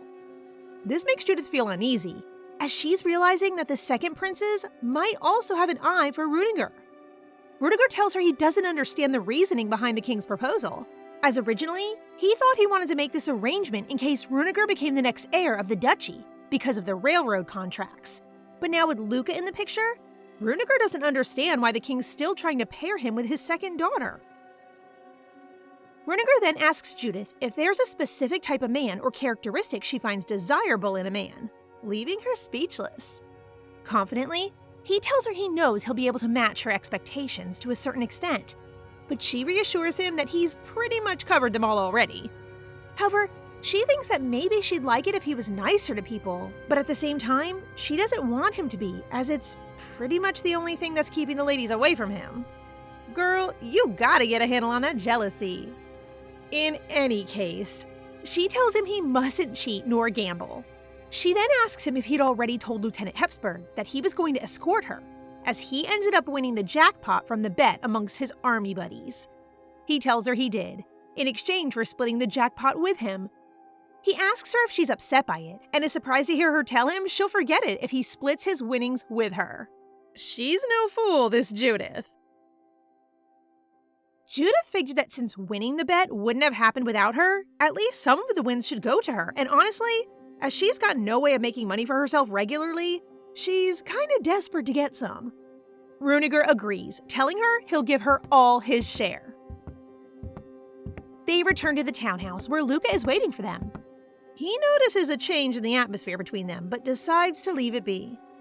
He then asks Judith what it is she had Wilhelm prepare for her, and she's dismayed at seeing Luca find out about the task she gave Wilhelm, even though she asked him to be discreet about them. She brushes it off to Luca and Runegar as just trying to prepare for Luca's coming out banquet, but they don't seem so convinced. She then goes to confront Wilhelm about Luca finding out, but he tells her he was extremely discreet and that the report never left his hands, so there's no way Luca read it. Judith suspects that Luca found a way around some secret passages in the mansion. In any case, Wilhelm gives Judith both the old reports on Jonas's movements and the information he gathered on Isabella. Judith starts going through Jonas's reports late at night in her room and sees there's no time in which he ever met Isabella, having in her hands the proof needed to discredit her when she appears in the scene. Judith is now determined to use this information to change the genre of the original novel, not wanting Luca to live for revenge and wanting to prevent Rudiger's death. It's already the day of Luca's banquet, and all preparations are in place. Judith is elegantly dressed and is wearing the fairy tears necklace gifted to her by Sophia, as Lola tells her she has to shine the brightest there, in support of Luca. She meets Luca and Runegar in the main hall of the townhouse, and Luca gives her his hand and tells her he'll escort her that evening, given that Runegar lost a bet with him. Again. Gosh, man, just give up on the betting. They arrive at the royal palace and are led to a drawing room and wait for Princess Malina, who's still getting ready. However, a maid tells Judith to follow her to Malina's chambers. Once there, she greets her and notices the second princess, Josephine Rumcart, standing behind her. They are introduced to each other, and Malina sends them off to wait in the drawing room while she gets ready. During their walk there, the atmosphere between is really tense, as the princess is full-on ignoring her existence. Once they arrive, Josephine's face suddenly brightens, and she starts lively talking to Runegar. She also greets Luca, telling him to relax around her, as he's her nephew after all, telling him she'll treat him like family and expects the same in return. She then tells him she'll introduce him to the youngest princess, Princess Charlotte, who's around his age. She continues talking with Runegar, purposefully ignoring Judith's existence and leaving her out of the conversation. Oh god, I already hate her. Josephine is asking Runegar why he turned away her father's, the king's, request for him to be her escort at her debutante ball, and Runegar tells her he doesn't think it's okay for him to meddle like that. She then talks about the king having him in mind as her future husband, which pisses Judith even further. However, she then starts talking about the first princess, Princess Victoria, who also has Runegar in mind as a future husband, for she is looking for a man who can help her gain the throne. So she thinks Runegar might be able to get her Winterwald's support. She even starts talking about her sister's suspicions that Runegar killed Jonas to inherit the duchy, but that she isn't as convinced now that Luca is in the picture. Judith is horrified she's talking about that in front of Luca. Malina is finally ready, so they head to the main banquet hall, and while going there, Luca cutely grabs Judith's hand and reassures her that nothing is going on between Runegar and Josephine. he's the cutest. Once inside, a lot of chatter roars up regarding Judith, and noticing her necklace, people believe she'll be holding great status in the future, so they want to get near her. She stumbles into Runeger's army buddy she met before. They start talking, telling her they're sorry Runeger is escorting Jonas's lady instead of her, and offering to escort her if she's alone. That's when they notice Luca, and she introduces herself as his mother. Shocked and recognizing Luca's resemblance to Jonas, they ask her if she used to be with him, and to their astonishment, she tells them that's right. Runeger's friends are quite horrified at this news, as they thought Judith was Runeger's lover and not the woman staying at the Iris Room, supposedly Jonas's previous lover. Runeger appears, and Peter grabs him, furious, wanting to ask him about the situation. Peter asks him if he's in love with Judith, and Runeger gives such a vague answer that makes Peter understand he is, in fact, in love with her. So he's now trying to explain to him that it's really wrong for him to pursue a relationship with her, as she used to be Jonas's lover. The king makes his entrance and calls Luca forward. Judith seems to be more nervous than Luca as he approaches the king. Once before him, the king warmly greets him and publicly acknowledges him as his grandnephew, accepting him as part of the royal family. The party resumes, and in a more relaxed way, the king approaches Judith to greet her. He seems really kind, and even asks Luca if he'd like to go more often to the royal palace to befriend his youngest, Charlotte. The king and Josephine then start talking about Runeger and his reluctance to accept her, of course, making Judith extremely uncomfortable in this situation. That's when Princess Victoria appears. Victoria is insisting that the king shouldn't meddle in Josephine's love life anymore, saying she's an adult and she can take care of it herself. However, the king is adamant that it's his duty as her father to look for a spouse for her, as she doesn't show interest in doing it herself and would rather continue living by his side. Josephine tries to push Runeger onto Victoria, but she tells him he's off the list as she wants someone who won't argue with her. Instead, Victoria starts talking to Judith, telling her that Runeger most certainly would be a good spouse for her, absolutely horrifying her and everyone present. The king protests, telling Victoria Runeger can't be with Judith, as she used to be Jonas's lady, but with that same argument, Victoria tells him that Josephine also shouldn't be with Runeger as they're like cousins. In the meantime, Judith is completely dumbfounded at the situation she's witnessing. Then noticing Runeger and Victoria share a conspicuous look, as if they'd made a deal or something, infuriating her. Just as the king's about to leave, he hears a woman yelling. He goes to her, demanding to know who she is and how dare she spoil a royal ball. And she introduces herself as Isabella Anderson, crying about how unfair it is for Luca to be getting this ball while her son doesn't get anything, then publicly claiming her son is also Jonas's child. There's an uproar in the banquet, but the king silences everyone and asks Isabella for evidence that her child is also Jonas's. She hastily hands him the pocket watch which belonged to Vanessa, claiming Jonas gave it to her. Everyone is astounded, starting to believe her claims. However, Judith steps in, asking permission from the king to speak. He grants it, and she, in a very clever and polite manner, starts unweaving Isabella's claims. She asks him when her son was born, and Isabella says in spring. Isabella thinks that Judith is trying to argue that because Luca was born months earlier that he is more deserving of the duchy. But she surprises everyone by instead telling her she's actually just doubting that Isabella's claims are true. With poise, Judith tells everyone that there are no records of Jonas ever encountering her, even asking her if she eventually showed up after her son was born to the townhouse, asking to see Jonas. Isabella says she did, in autumn, and that she was cast away by the gatekeepers, even after showing Vanessa's watch. Judith rebuttals that there are no records of her even going to the gatekeepers, which would have been noted if she had indeed showed them the watch.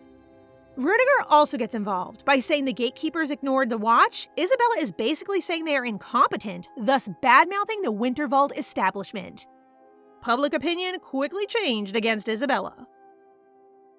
Now cornered, Isabella is claiming she lied about going to the townhouse, but rather she went directly to Jonas, who brushed her off and told her to sell Vanessa's pocket watch to pay for an abortion, but she couldn't bring herself to do so. Isabella tries to play the victim card still, crying and trying to make Judith appear as the villain for wanting to get rid of her. But Judith continues saying that it's not even true Isabella ever met Jonas.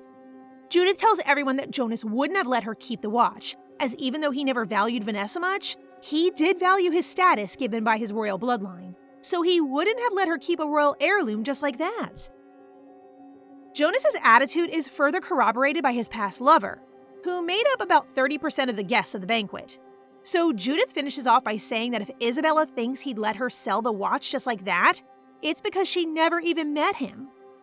Luca intercedes as well, saying that Sophia had told him that the watch had been stolen long ago, now making Malina step in, saying that if Sophia said so, then it must be true.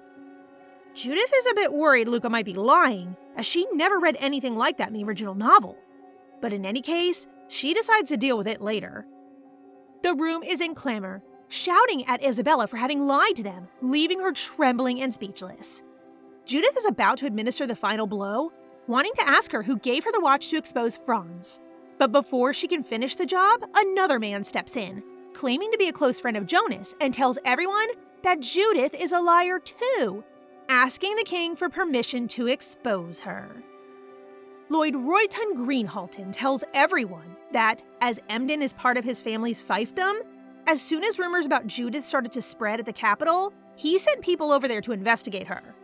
There, locals told them that she wasn't Luca's mom, but rather his aunt, and it had been her older sister who birthed him, and that she abused Luca and only passed as his mother to take advantage of his new status. Luca steps in, defending Judith. However, Greenhalton asks for a witness to step forward, and none other than Potato Head appears. He seems to have been forced into that situation, and Greenhalton asks him if it's true Judith's not Luca's mom, and if she abused him, and he agrees. The whole room is in clamor again, scorning Judith for having devised such a lie. She sees Franz grinning and mouthing to her that if she accepts his marriage proposal, he'll call the whole thing off. She's enraged. She'll not allow herself to be used by that prick, and so she decides to come forward with the truth, preferring to be imprisoned for deceiving the royal family than having to go along with Franz. So, she confesses she's Luca's aunt, and tells everyone she lied so that she could be able to protect Luca more closely when he came to Winterwald. Greenhalton then continues to badmouth her, saying she also deceived the colonel and she's a woman of loose morals. Runegar won't stand this anymore and challenges Greenhalton to a duel. Greenhalton is dismayed. Of course, he knows that a duel with Runegar is a death sentence, and thus he kneels before the king, begging him to call off the duel as he was only stating facts. He can't just refuse the duel, as it would tarnish his honor, but in my opinion, this scene he's mounting is way worse. That's when the grumpy grandpa Judith met enters the ballroom and everyone bows. It turns out he's the former king. He demands to know what the whole scandal is about, telling them he could hear the clamor from his room. As soon as he spots Judith, he immediately goes to her and warmly hugs her, surprising everyone there. He tells her then that she's his sister, Princess Margaret Rumgart, or Greta's granddaughter. It so happens that she ran away from the palace when she was a young girl, following Judith's grandfather, who had nothing to offer but his nice looks. In fact, Judith remembers talking to her grandma when she was young, and she told her that she loved him for his looks basically, as it had been the bad handling of money of both Judith's grandpa and father that caused the Maybaum family to fall to ruin. Everyone, including Judith, is shocked as this means she's of royal blood. This would really solve issues, as her lying to the royal family would only turn out to be an inter-family dispute. Now, the old man is asking what the clamor was about, and Runegar promptly tells him that Greenhalton has tarnished Judith's name, and so he challenged him to a duel. Thus, the old man resolves that Greenhalton must accept the duel, and Isabella must be imprisoned for having tried to deceive the royal family. Greenhalton steps in, telling the former king that Judith is deceiving him as well, but with a cold look, the old man tells them that obviously he had verified his facts before speaking. Greenhalton then turns to Franz, asking him to mediate between him and Runegar, even starting to say that he was just following his orders, but he's interrupted by Franz before he can fully form that sentence. The guards escort him and Isabella out of the ballroom. Public opinion has now really changed, aiming against Greenhalton rather than Judith. The former king then warmly goes to Judith, inviting her to go inside to talk about Greta. The king then tells Runegar that Judith should stay at the imperial palace now that it has been discovered she is of royal bloodline. But Runegar resists, telling him that it would be best for her to rest in the Winterwald townhouse as she might need time to adjust to all the changes. However, the old man won't have it. It seems he's grown too fond of Judith, even telling her to call him Grandpa, and just wants to spend time with her talking about Greta. He orders for Judith's maid to be brought from Winterwald, and any excuse Judith gives him as to why she should return to the townhouse is promptly turned down. So, she finally gives in. Luca then also says that if she stays, he'll stay as well, and before Judith can protest, he threatens her with mounting a scene. Thus, the banquet ends with Judith and Luca staying at the royal palace, while Rudiger reluctantly returns alone to the townhouse. Next morning rolls over and the former king is having breakfast alone with Judith, just as he'd asked. He asks about Greta, if she had lived a happy life and all, and is pleased to hear she was happy, but not so pleased to hear she had a happy married life. Turns out he never went looking for her after she ran away because of his pride, as he said some pretty mean things to her when she told him she was in love. But later, after Vanessa's death, about 20 years after Greta had left the palace, he realized that Greta could die as well, and thus he sent out people to look for her, wanting to ask for her forgiveness. But as he had little information on her, by the time they found her whereabouts, she had already passed. The old man then congratulates Judith for not having the same taste in men as Greta and apparently her older sister, who were easily swayed by good looks.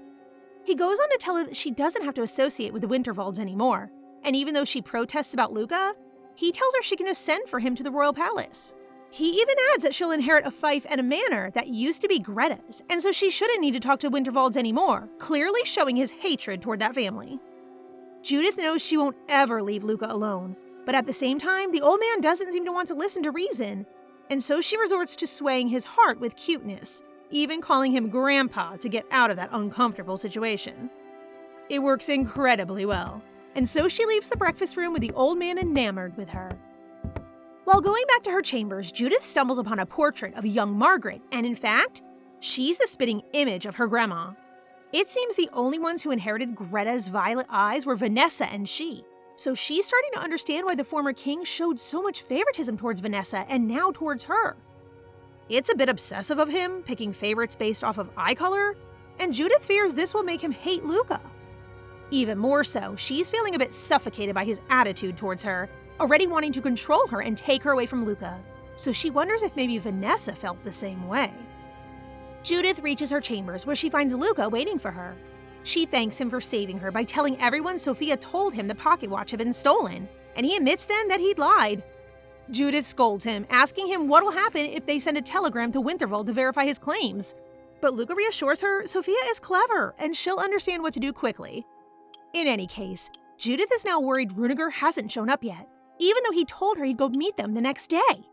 She waited for him all day long, but in the end, he never showed up. And if you're wondering what happened to our charming leading man, well, let's just say he's having a bit of a crisis. I guess that's understandable considering everything that went down at the banquet.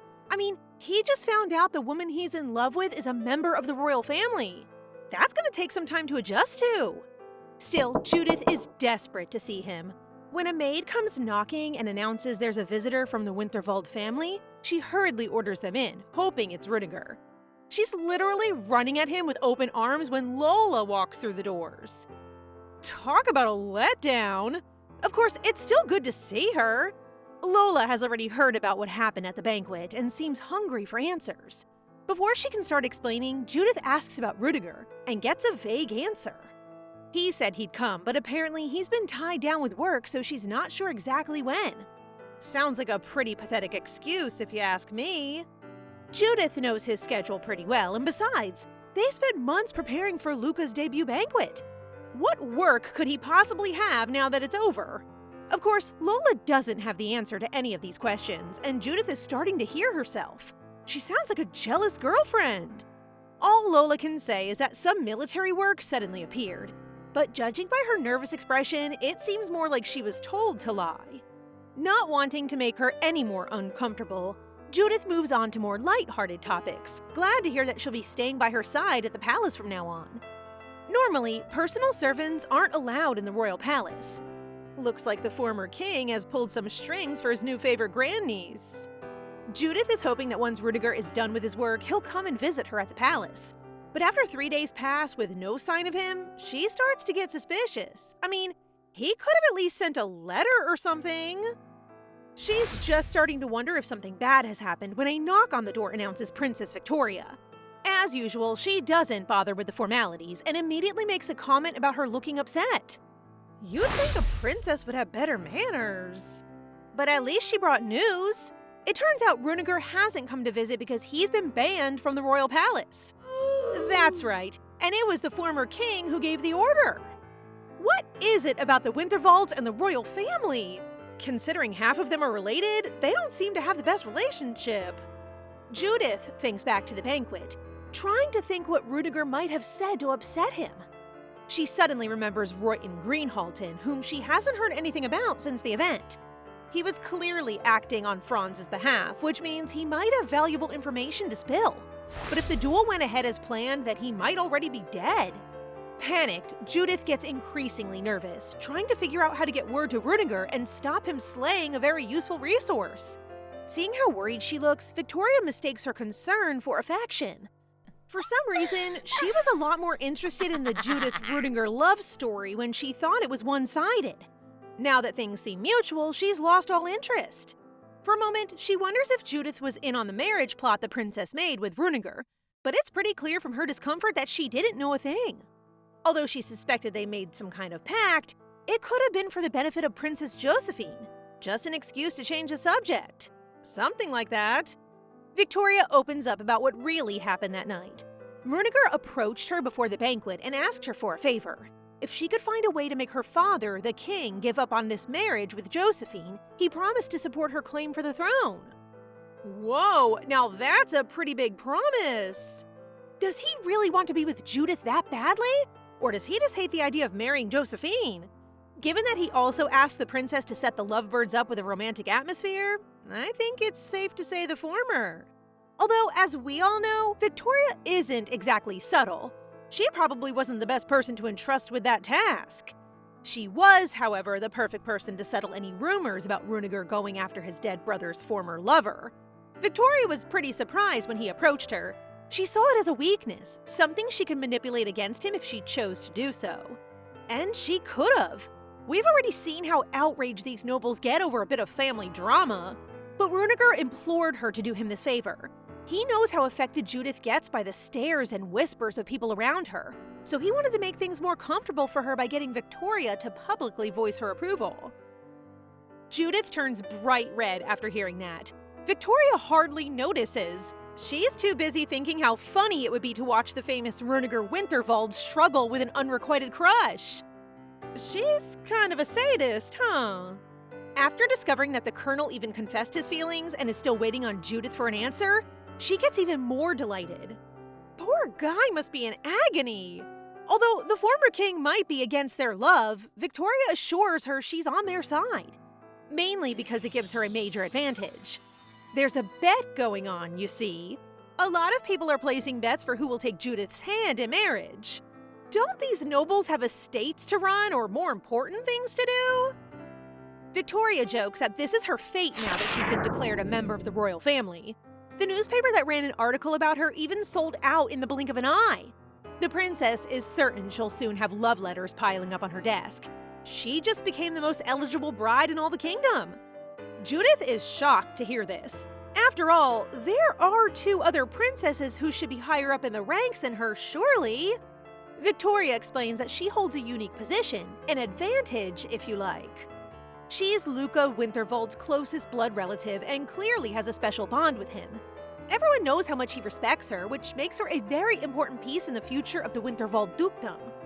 That means she's going to have to keep an eye out for anyone trying to use her to get to Luca or even control him. What a twisted society! If that wasn't enough, the former king publicly expressed his affection for her. Like a linchpin between both the royal family and the Wintervalds, Judith just became the golden rose of the Rumcart kingdom. Of course, with the former king guarding her closely, everyone is keeping their distance for now. But it won't be long before people start vying for a shot. The question now is whether Runegar will follow through on his promises.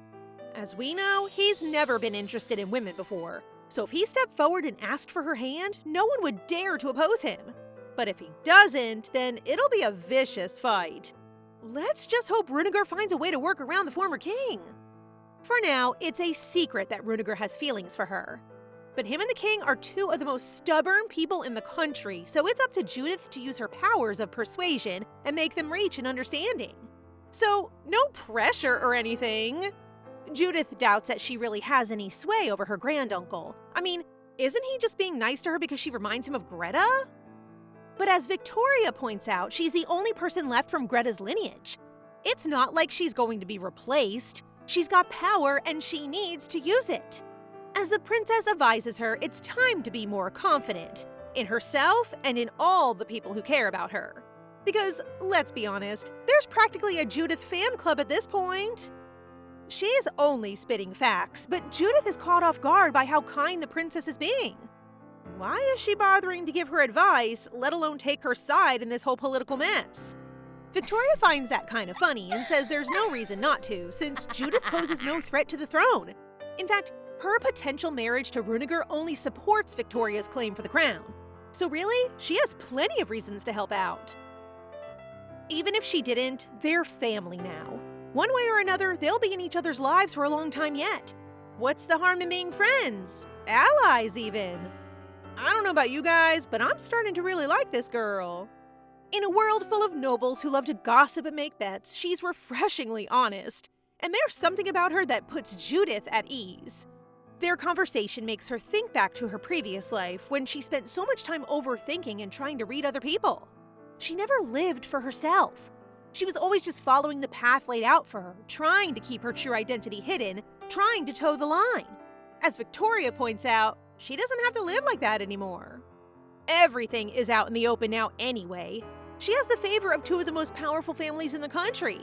Isn't it time to be a little more brave? For her own sake and for Luca's, it's time to take a stand. Inspired, Judith suddenly gets to her feet, excusing herself. Victoria doesn't seem upset. Actually, it's like she was trying to get this reaction all along. Wait, was that all a big scheme to get her to go see Runegar? Damn, this girl is good! The first thing Judith does is rush to the former king. He's happy to see her until she asks for permission to go to the Winterwald house. Then he's immediately a bundle of rage again. Judith tries to keep her nerve, knowing that he's not angry at her, not really. All of this is just his pent-up feelings about his sister, Princess Margaret. He's only trying to keep her locked up like this so the same thing can't happen again. But Judith is not her grandmother, and it's not her job to protect him from his own regrets. She stands her ground and challenges him. It's not like she's running away. She just wants to talk to Sir Winterwald and get a few things of hers from the townhouse. She even acts innocent, pretending she doesn't know about the order he gave to keep him out of the palace. The king doesn't really have a leg to stand on, though he does try. Every excuse he can think of is shot down, and when his guard is lowest, Judith breaks out her final move. Holding his hand, she assures him there's nothing to worry about, promising to always be by his side. One more charming smile, and he's finished. Total knockout. She promises to be back before sundown and immediately calls Lola to start the preparations. Her maid is impressed that she managed to sway the former king, who is famously stubborn as a mule. Looks like our girl finally knows her power. She leaves the palace as soon as the gates open the next morning, more determined than ever. The Winterwalds are shocked to see an imperial carriage rock up, and even more surprised when Judith climbs out of it. She doesn't bother with formalities, immediately asking after Runegar. The butler informs her he's been staying in her old room, the Iris Room. Oh my god, did he miss her so much he moved into her room? He's more of a softie than I thought. When she bursts into the room calling his name, she finds Runegar with his head in his hands. When he looks up, he can hardly believe what he's seeing. It's like she walked straight out of his dreams. He doesn't say a word, staggering towards her and pulling her suddenly into a tight hug. He still half thinks this is a dream, asking quietly if it's really her. Oh yeah, this man is down bad. Still on her streak of newfound confidence, she tries to hug him back, but her hands end up in a slightly awkward spot. Luckily, Runegar is still so distraught he doesn't seem to notice. She pulls back, using the excuse of seeing his face to get her hands out of the way. Just one look and it's clear he's not doing so good. He doesn't seem to have been eating much and isn't taking proper care of himself. Judith asks him to put his health first. After all, if he and the former king are going to keep fighting like this, then he'll need his stamina. It looks like she came at just the right time. If this stalemate had gone on any longer, Runegar was planning to threaten the king. He was literally ready to use the Winterwald name and start a war between the families to get her back. That's almost as cute as it is stupid. Judith tries to calm him down so they can have a real conversation. She asks how he's doing since the banquet. He must have been quite surprised to find out she was a member of the royal family. With his usual leading man flair, Runegar tells her he doesn't care if she's a peasant or a princess. I can't tell if that's dashing or kind of insulting. Just as she did, he also sees the double-edged blade in this turn of events. It's a shame that she's now under the protection of His Majesty, but on the other hand, it's great for her to have a stronger position in society. He just didn't realize quite how much the former king hated him. One way or another, something has to give between these two. First and foremost, he intends to request the ban against him be lifted so that he can at least visit her at the palace. Suddenly, Judith remembers Lord Halton and asks if they've already dueled. He seems a little uncomfortable and asks if it would cause problems if they did. Oh god, is their lead on Franz already dead? Unfortunately, yes, but not in the way that you'd think. They never actually dueled because yesterday, he received word that Halton took his own life. That's got Franz written all over it. There's no way he did that to himself. Apparently, he left a note saying he was too afraid to fight Runegar, which pretty much settled the matter. Ugh, what a disaster! Franz is always 2 steps ahead of them. Runegar doesn't understand why Judith is so upset, so she explains. In exchange for calling off the duel, she was going to ask him to be a witness and come clean about everything Franz has done. She never confided in Runegar about her suspicions until now, but at last, the time has come. Everything from Isabella showing up with the princess's watch all the way to Halton's suspicious death. It was all coordinated by Franz. This is all news to Runegar. Honestly, he was more suspicious of his father, Count Birkenley, than Franz himself. He doesn't seem to understand Franz's motive, which is kind of hilarious considering how clear it is to Judith. Patiently, she explains the whole thing to him, about how Franz wants to take control of the Winterwald estate, and how he'll do so through any means necessary, even if that involves killing Luca. I mean, he already tried it once. It was him who sent the assassin on the train, remember? But as she points out, getting rid of Luca would require placing a spy among the maids in the Winterwald estate, which is no easy task. So it would need to be done by someone with power and authority. Someone like Judith. Now, you might be thinking, why the heck would Judith approve a spy being employed at the estate? Well, let's say Franz and Judith got close, especially if he was courting her, trying to earn her hand in marriage. Then maybe he could recommend someone for her service, or even worse, use her to get close to Luca and do the job himself. That's why he started looking into her background, because he failed to get close to her. Once it's all explained, Runegar seems to understand, which is a good thing. Franz will be after both of them, so they need to team up if they hope to defeat him. Runegar takes that as a sign that she's worried for him, but then he gets all sulky, asking if she's really just worried about Luca. Gosh, he's such a baby. Luckily, he doesn't take it too seriously. In fact, he finds it kind of cute how she gets all flustered trying to reassure him.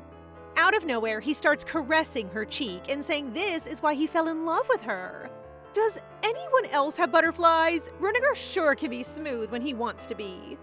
Suddenly, Judith realizes she's been presented with the perfect opportunity to finally confront him about his feelings and how they developed.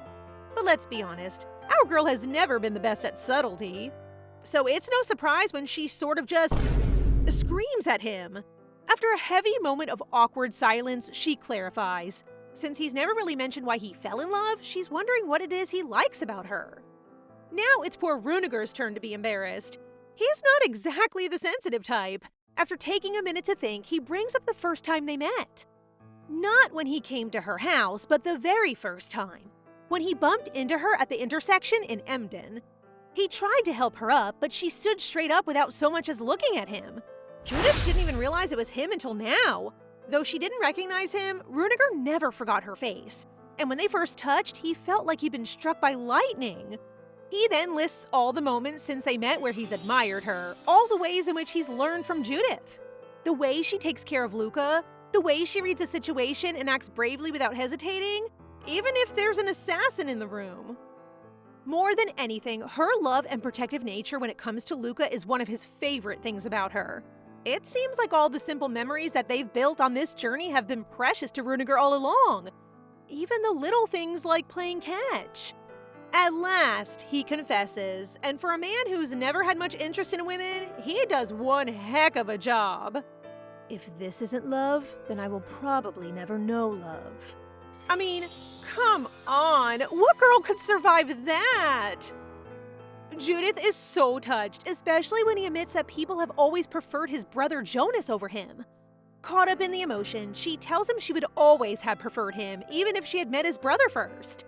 Rudiger is so shocked that he grabs her, suddenly pulling her close enough to kiss. They both break away, blushing bright red. As he's apologizing, a sudden thumping at the door announces Wilhelm, the butler, with an urgent issue.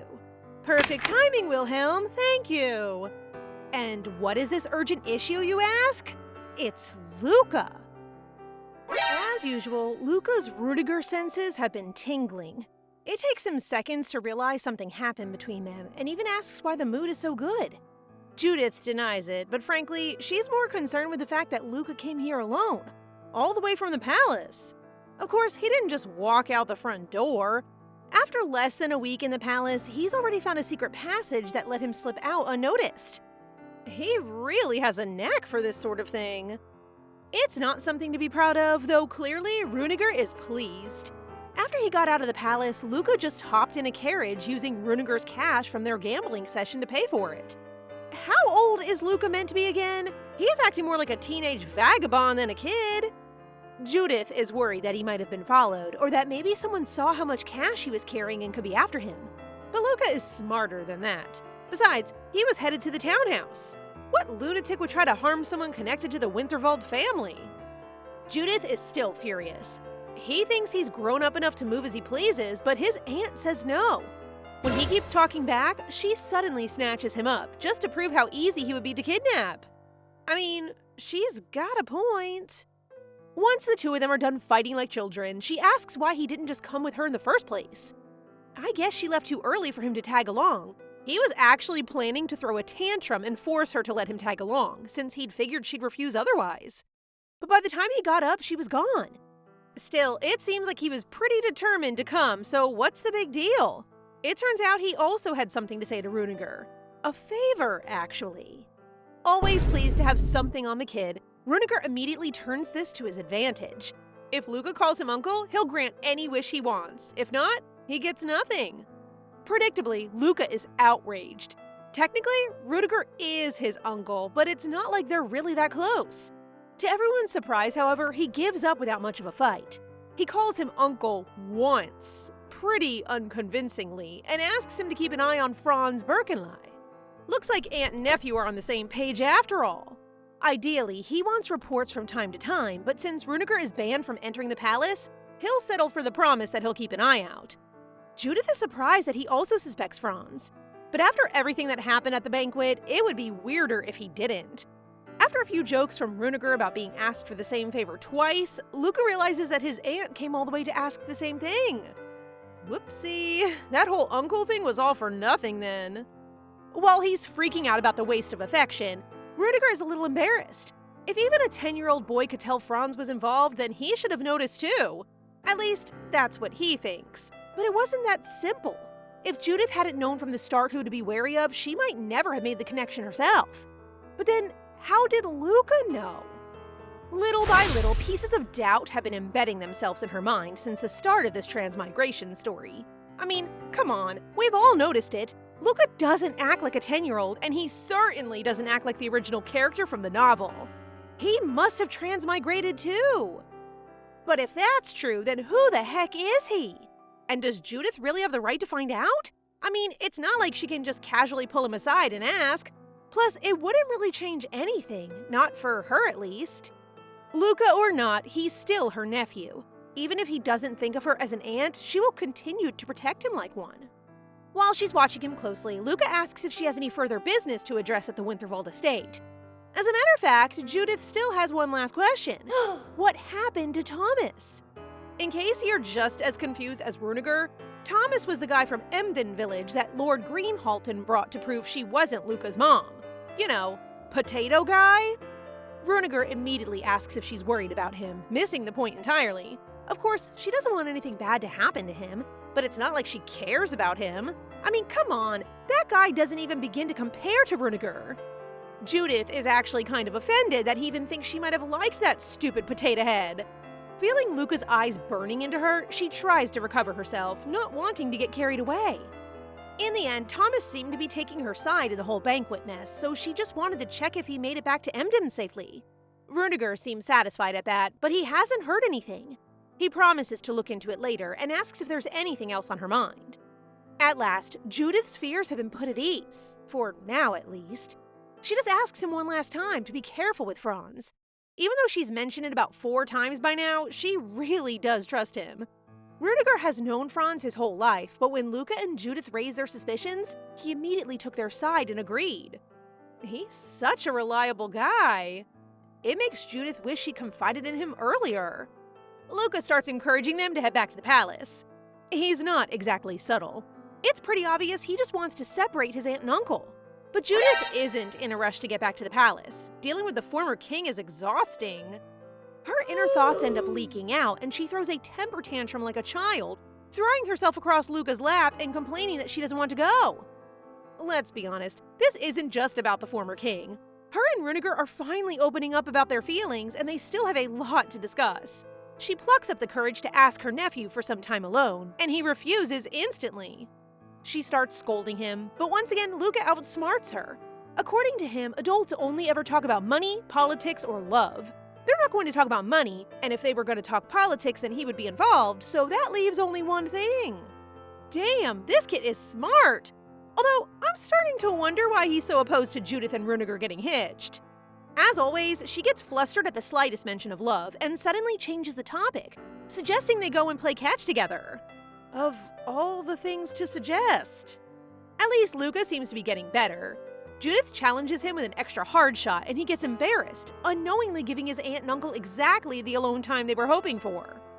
He sits down under the shade of the tree while Runegar steps in to play instead. Judith takes the opportunity to ask him about his reputation for dueling. Apparently, he's fought over 40 times. She assumes he just made a lot of enemies in his life, but he reveals that most of them were actually fought on behalf of Jonas. You see, if you're challenged to a duel, you're allowed to send someone to fight in your place. Knowing that his brother was a far better fighter than him, Jonas usually sent Runegar instead. Which is kind of messed up.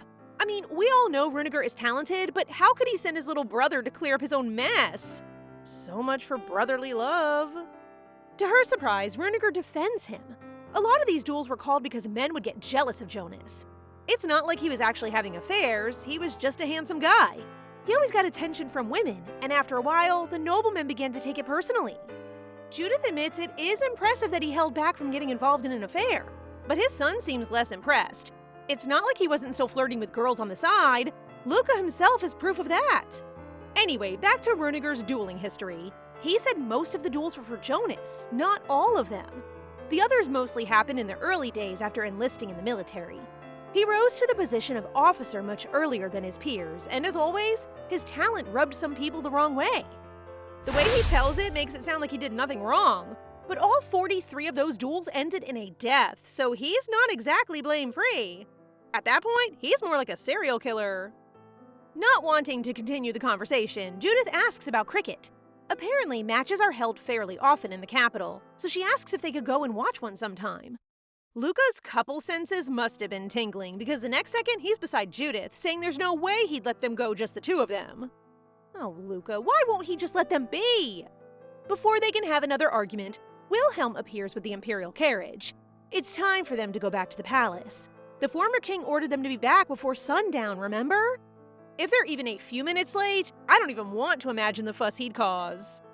A little disappointed, Judith reluctantly turns to bid Runegar farewell. But he's even more reluctant than she is and actually grabs her dress, not wanting to let her go. Ugh, right in the feels. He's really so cute when he wants to be. Runegar offers to accompany them back to the palace, but obviously that's not an option. Not with the former king in the picture. Luca doesn't like them being so dramatic. The truth is, he doesn't want to go back either, but if they ignore Grandpa's command, they probably won't be allowed to leave the palace again. And that's the best case scenario. The worst is the royal family declaring war on Winterwald. With a civil war on the cards, Judith wraps up her goodbyes, promising to try and convince her grandfather as soon as possible. The heartache of leaving Rudiger behind again is cut short by Luca's sassy comments, but she really is determined. Things can't go on like this forever. One way or another, something's gotta give. When they arrive back at the palace, the tension is palpable. The king runs up to Judith at once, clearly relieved to see her. She's surprised to see him outside in the cold. It looks like he spent the whole day worrying. When Judith left, he went to see Luca and realized he was missing. They thought she'd run back off to Winterwald for good. I guess threatening civil war wasn't such an exaggeration after all. Once the palace has calmed down, Judith sits down for dinner with her grandfather, wondering how to approach the issue of Rudiger. She won't feel comfortable visiting if there's this much commotion every time, so the first thing to do is lift the ban. She starts off smoothly, promising to eat dinner with the former king every night, even if she went out that day. But it backfires. According to him, there's no need for her to leave the palace again for a while, especially since she saw Rudiger today. Uh-oh, maybe she'll have better luck tomorrow. When Judith visits Luca that evening, she's exhausted. She's kind of mad that he didn't have dinner with them and try to help. But as he points out, the king only has eyes for her. He probably wouldn't have been much help anyway. He's wearing that expression again, the one that makes him look twice his age. Remembering the realization she came to at the townhouse, she decides it's now or never. Time for a little chat. But how the heck do you start that conversation? Hey, Luca, is there any chance you came from a different world and ended up possessing a body of a 10-year-old child? No? Okay, good talk. I sure as heck wouldn't know where to begin. But Judith chooses her words carefully. Even he must know it's kind of strange for a kid. He kept up so easily in class despite never attending proper lessons before and immediately picked up on noble etiquette. In fact, he struggled less than Judith, and she's an adult. It's almost like this isn't his first time, like he's seen this all before somehow. There's a heavy moment of silence after that, which almost proves her point. If he was the real Luca, wouldn't he try to deny it or act confused? Instead, he's just sitting there staring back at her with those intense eyes of his. A little flustered, she starts to reassure him. He's not in trouble or anything. But Luca turns the unspoken question on her instead. After all, isn't Judith the one who had a bigger change of personality? Luca knows better than anyone what his old aunt was like. She pretty much did a total 180, suddenly acting like a different person one day. And that's not the only odd thing about her. To be fair, Judith never really pretended to be much like her character. She was a horrible aunt and a jealous woman, so she didn't have much motivation to keep hidden. Plus, Luca kind of just rolled with her sudden personality change, so she thought she got away with it. Now, it seems like he's known the truth the whole time and just kept quiet for her sake. Should she tell him the truth? That she's not from this world? That this body doesn't belong to her? And if she did, what would happen? Maybe he'd be hurt. Maybe he's not really a transmigrator, then he'd just think she was crazy. As she's internally freaking out, Luca says he's actually grateful. She's helped him a lot so far, which is why he didn't bring this up earlier. He doesn't say what he actually means, just that now isn't the time. Later, when it's all over, that's when they can discuss it. He couldn't be more mysterious if he tried. I don't know about you guys, but I'm 100% Luca is a transmigrator too. There's no way he's not. He doesn't answer any of her questions, just starts walking toward the door. The last thing he tells her is not to give her heart to Rudiger. Whoops, a little late for that one, buddy. He seems convinced that Rudiger is and always will be an unaffectionate person. If Judith gets involved with him, she'll only get hurt. Is it just me, or does it sound like he's speaking from experience? This is all getting so complicated. My head is spinning. She tries to ask him more questions, but Luca is determined not to answer. Desperate, she yells out that she loves him, just in case he doesn't know. Of course he does, but for whatever reason, Luca is determined to accomplish his mission alone. He coldly tells her to stop worrying about him and storms off. Maybe he just hit puberty a little early? He's certainly acting like a moody teenager these days. Once he's gone, Judith turns back to the newspaper he was reading, which is all about the Rumcart Kingdom economy. See, What kind of kid reads about the nation's finances? He's gotta be a shifter. Suddenly, it clicks. He's trying to figure out how Franz is funding his schemes. After all, he can't just use his family's money whenever he likes. He must be involved in some kind of business to be hiring all these people and bring the Winterwalds down. She remembers a conversation with Runegar where he talked about the competition for the railroad contracts. Winterwald managed to win the contracts because of their position in the fuel industry, a position that would benefit hugely from improved railway access. Maybe that's what Franz is up to, distributing Winterwald fuel illegally to pay for his plotting. But then how did Luca figure this out? Is it even happening yet? Or is this just a prediction for the future?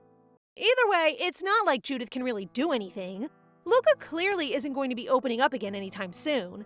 So for now, she has to go back to acting dumb and do what she can to protect him. For the next few days, Luca ignores her completely, finding 1,000 excuses not to see her in the palace. While she's getting moody over a cup of tea, Lola sneaks in, acting sus as heck, and drags her outside for a walk around the gardens. This has Runegar written all over it. Judith is starting to get really panicky, especially since Lola won't explain why she's dragged her out to the most isolated corner of the grounds at dusk. The next second, our leading man emerges from the bushes, looking a little worse for wear. Did he have to crawl through the bushes just to get here?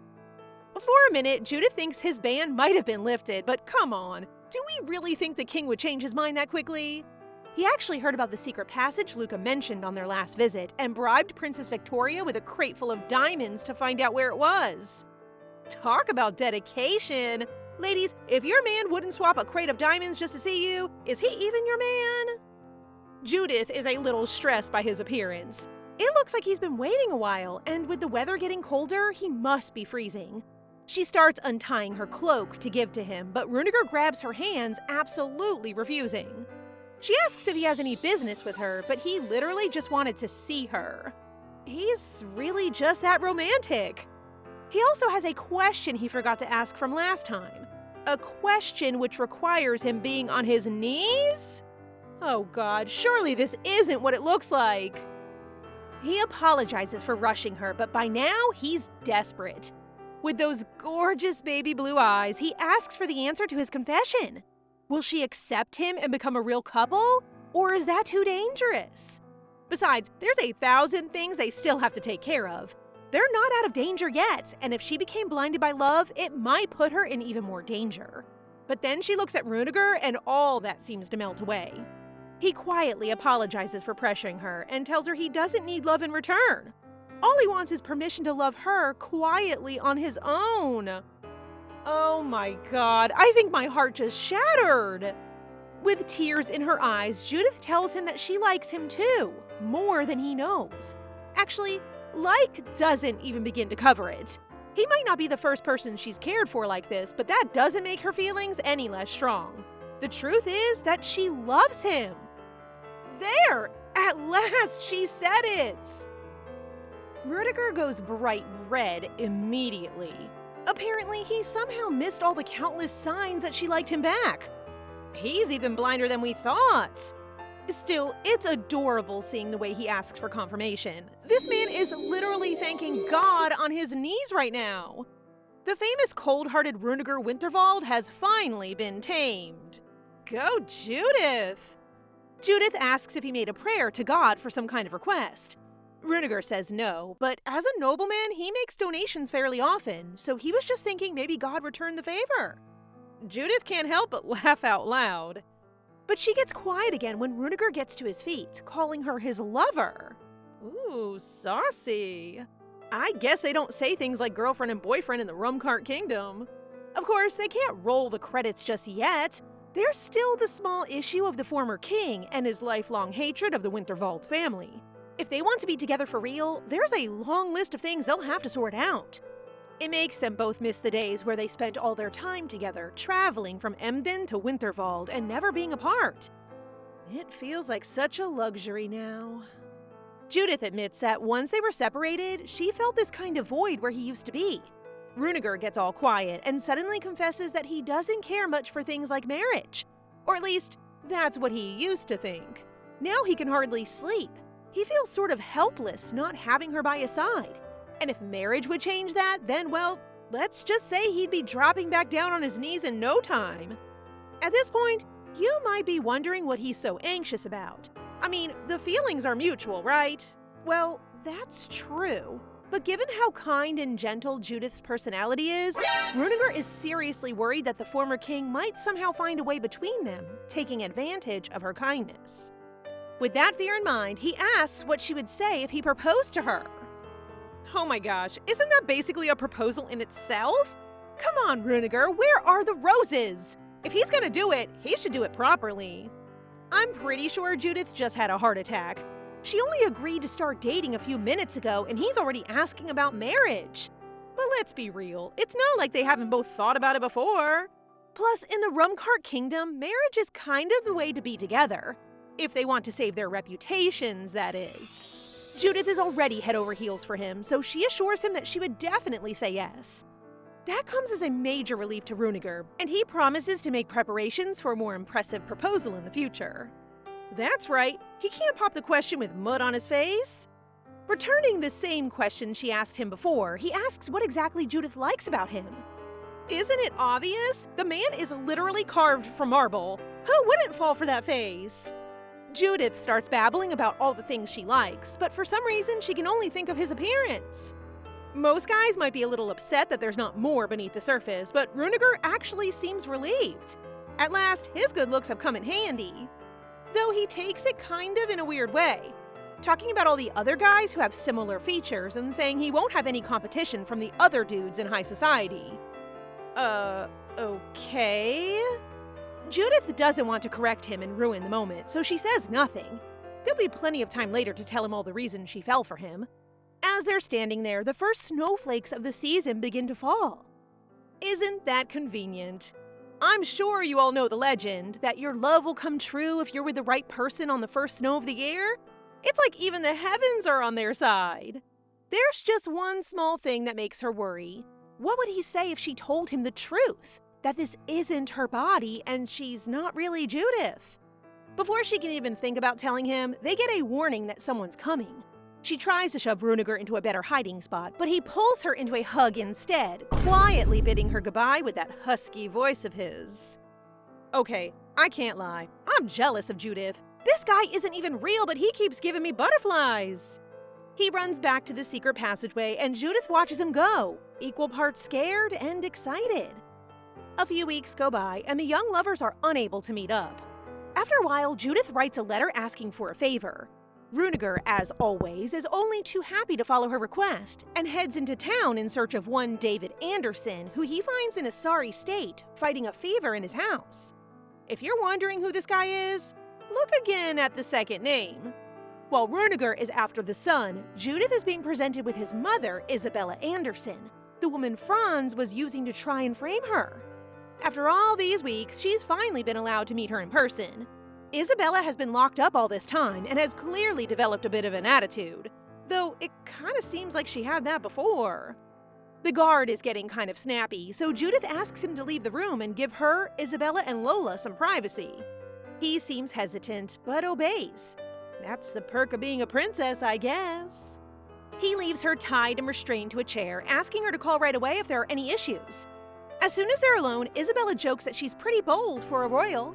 Even with her hands tied, she could still take a bite out of her neck if she wanted to. Yikes, this woman is no joke. But Judith doesn't seem threatened. In fact, she kind of sees this whole situation as karma. However, instead of rubbing her position in Isabella's face, she cuts to the chase. She wants proof against Franz, proof that he tried to mess up the Winterwald family with her and Halton. After a moment of serious tension, Isabella plays it cool, not giving anything away except the pocket watch, the critical piece of evidence they tried to use against her at the banquet. Isabella points out that the one who stole it was Lord Halton, so he obviously knew more about the situation than she did. He's the guy she should be questioning. Uh-oh, I guess she doesn't know he's dead. Judith breaks the news, giving her prisoner quite the shock. She then offers a deal, evidence on Franz in exchange for her freedom. But Isabella doesn't seem completely convinced. Even if she is released, who's to say she won't get taken advantage of again? Or worse, maybe Franz would go after her next. She seems to think Franz is taking good care of her son David in her absence, which is kind of sad. Judith has to correct her. David was found this morning in a dangerous state, exhausted from hunger and cold. He's been neglected ever since she was captured. It's lucky the Winterwald got to him in time, or he might not have made it. That makes Isabella change her tune. Hearing that her child was on death's door makes her freak out. Furious with Franz for lying to her and putting her son in danger, Judith reassures her that David will recover and be taken good care of at Winterwald. But Isabella is too far gone. In a state of fury, she throws her chair onto the floor, begging Judith to get her out and protect her from Franz. In exchange, she promises to be as helpful as she can. The princess seems suspicious at first, so she tries to prove herself. As we suspected, she didn't join hands with Franz willingly. He threatened her and said that if she didn't do as he said, he'd make her and David's lives so miserable they'd rather die. Jeez.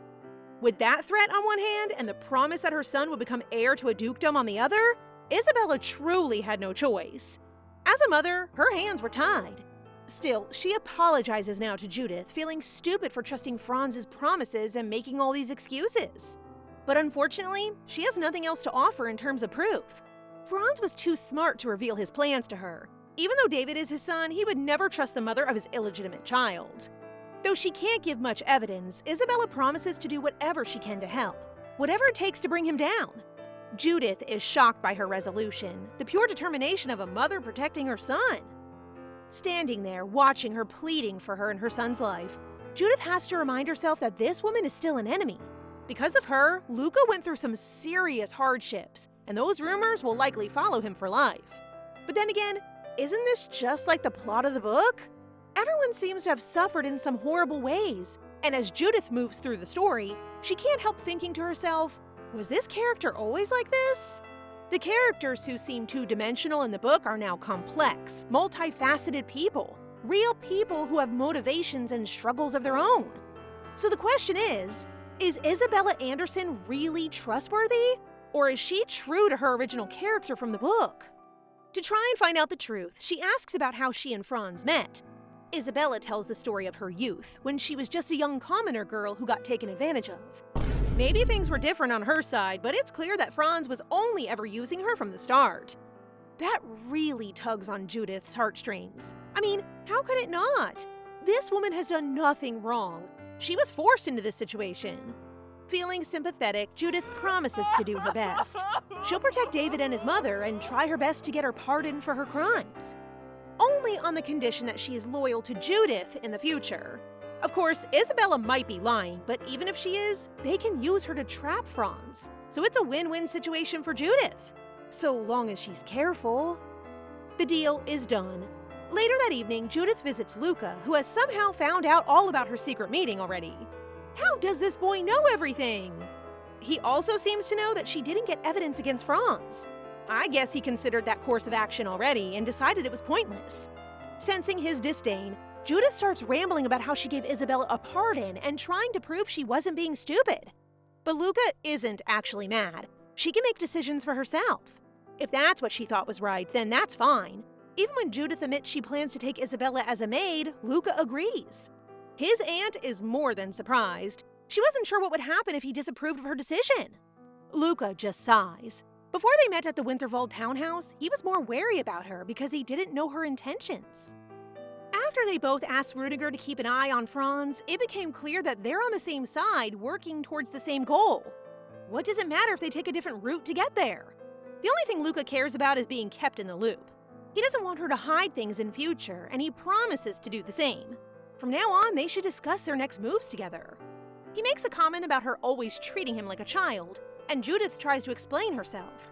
It's not that she looks down on him. He seems to forget sometimes that he's supposed to be a kid, so she's trying to look out for him, remind him how to act like one. These two keep dancing around the point. When will they get the courage up to just admit they're both transmigrators? Regardless, Judith is going to have a tough time convincing the king about pardoning Isabella. And it looks like Luca won't be giving her any help on that front. The next day, she makes an attempt to breach the subject with the king, and he's exactly as mad as we expected. But with her brilliant powers of persuasion and probably a bit of cuteness, Judith eventually comes out victorious, gaining a pardon for Isabella and the king's permission to keep her as a personal maid. Now it's back to her main mission, trying to get Runeger's ban lifted. Dealing with Isabella was one thing, but that's a whole nother issue. It's even harder because they can't get in contact with each other very often. Judith is starting to get frustrated. They had that beautiful, romantic confession and agreed to start dating, but all they've done since is write letters. Are they lovers or pen pals? Starting to get desperate, she visits Victoria and Malina for advice. But they seem surprised. The king is already the nicest to her out of everyone. They can't suggest anything. When they were younger, Princess Vanessa lived in such strict conditions, only meeting the people the king wanted and living where he told her to. Really, Judith should be grateful that she's even allowed out of the palace. Eventually, the Princess Malina comes up with an idea. Why don't they hold another banquet? After all, the last one was such a mess, and they haven't had an opportunity since to introduce Judith to society as a true royal. And if the royal family is throwing a banquet, the dukedoms will obviously have to attend. That means the king will have to lift Runeger's ban. Even if it's temporary, it would be a good start. The only thing she has to do is not mention it until then. Judith is delighted and thanks the princesses for their help. Malina takes the opportunity to ask her to drop the formalities. After all, she's actually her aunt. Judith is more than a bit surprised. Because of her grandmother Greta and how she came back and won the king's affection without having to earn it, she thought Malina would hate her. After all, the reason Vanessa was kept under lock and key was because of Greta running away. And because of that, the other siblings, including Malina, never received much of their father, the former king's affections. But too much time has passed for Malina to carry that grudge, especially towards Judith. Besides, as she's experiencing for herself firsthand, having the king's affection isn't always a good thing. Plus, Judith reminds her so much of Vanessa that it's kind of nice to have her here. Maybe she can even use her as a model to draw her sister again. Malina's plan works like a charm. All Judith has to do is make up a few rumors about the royal family not accepting her as a relative, and he decides to throw an enormous banquet at once. What she didn't realize is just how much work it would be to actually prepare for such an occasion. As the star of the show, all the decorations, dishes, colors of the curtains, even down to the carpet, she has to approve every little thing. Plus, the servants keep talking back, not taking her opinion and correcting all her choices. What was the point of asking in the first place? In the end, Judith gets overwhelmed and convinces Luca to help her with the paperwork. It's far easier for him, with his big brain, to get through it all. He also points out that Franz will likely be attending the banquet, something she hadn't thought about until now. After all, he's technically part of the Winterwald family too. Until now, he was being kept out by the band just like Runeger was. She'll have to be on her best behavior at this banquet, especially with so many eyes watching. For once, there will also be someone of Luca's own age. Princess Charlotte has been given permission to attend the banquet as his escort, despite not having debuted in society yet. It seems like the two of them already know each other. In fact, Luca seems quite charmed by her. The next day, Isabella is formally introduced as a member of Judith's personal maids. She finished her training, but doesn't quite have that delicate servant's attitude just yet. Ideally, Judith would send her to Winterwald right away so she can see David, but since she made a rather public appearance at the last banquet, she'll have to keep her head down for now. If Isabella is up to something, this brief period of chaos would be the perfect time to do it. Luckily, Lola has already agreed to keep an eye on her and report any suspicious activity to her mistress. They make a good team, those two. At last, the day of the long-awaited banquet arrives. Judith is dressed up in the finest, most bejeweled gown, though it is a little heavy. It's also kind of outdated, but Judith really doesn't care. One man who does, however, is the former king, who bursts straight into her chambers ready to shower her in compliments. Now I see why she's wearing such an old style. It reminds him of Greta. Wow, Lola really knows her stuff. It's not exactly comfortable to be acting like a replacement Greta, but it will certainly give her an advantage with the king. He escorts her personally to the ballroom, where Princess Charlotte and Luca are waiting just outside. This is the first time Judith has actually met Charlotte in person. She's just as pretty as she is polite, and very excited for her first experience of high society. She's especially friendly to Judith, who she's decided to see as another big sister. The king appears soon after, followed by Victoria, who looks particularly stunning. She tries to rush everyone into the hall before Samuel, the first prince, and her elder brother appears. The two of them have a classic sibling relationship. They look like they spent their whole childhoods fighting. The king breaks them up and gently moves everyone into the ballroom. He addresses the guests with a big speech, thanking the servants for their efforts and introducing Judith to the guests formally as a member of the royal family. It's a hella stressful situation, but as soon as she locks eyes with Runegar, everything seems to fade away. Then Victoria makes a little comment about her looking forward to this event, which suddenly makes her pulse spike. Did the two of them plan something again? Judith watches, beginning to panic as Runegar walks through the crowd, making his way right to the front of the ballroom and kneeling in front of her. The first thing he does is apologize. He wanted to wait until the banquet had kicked off a little more, but the moment he saw her, his feet started moving.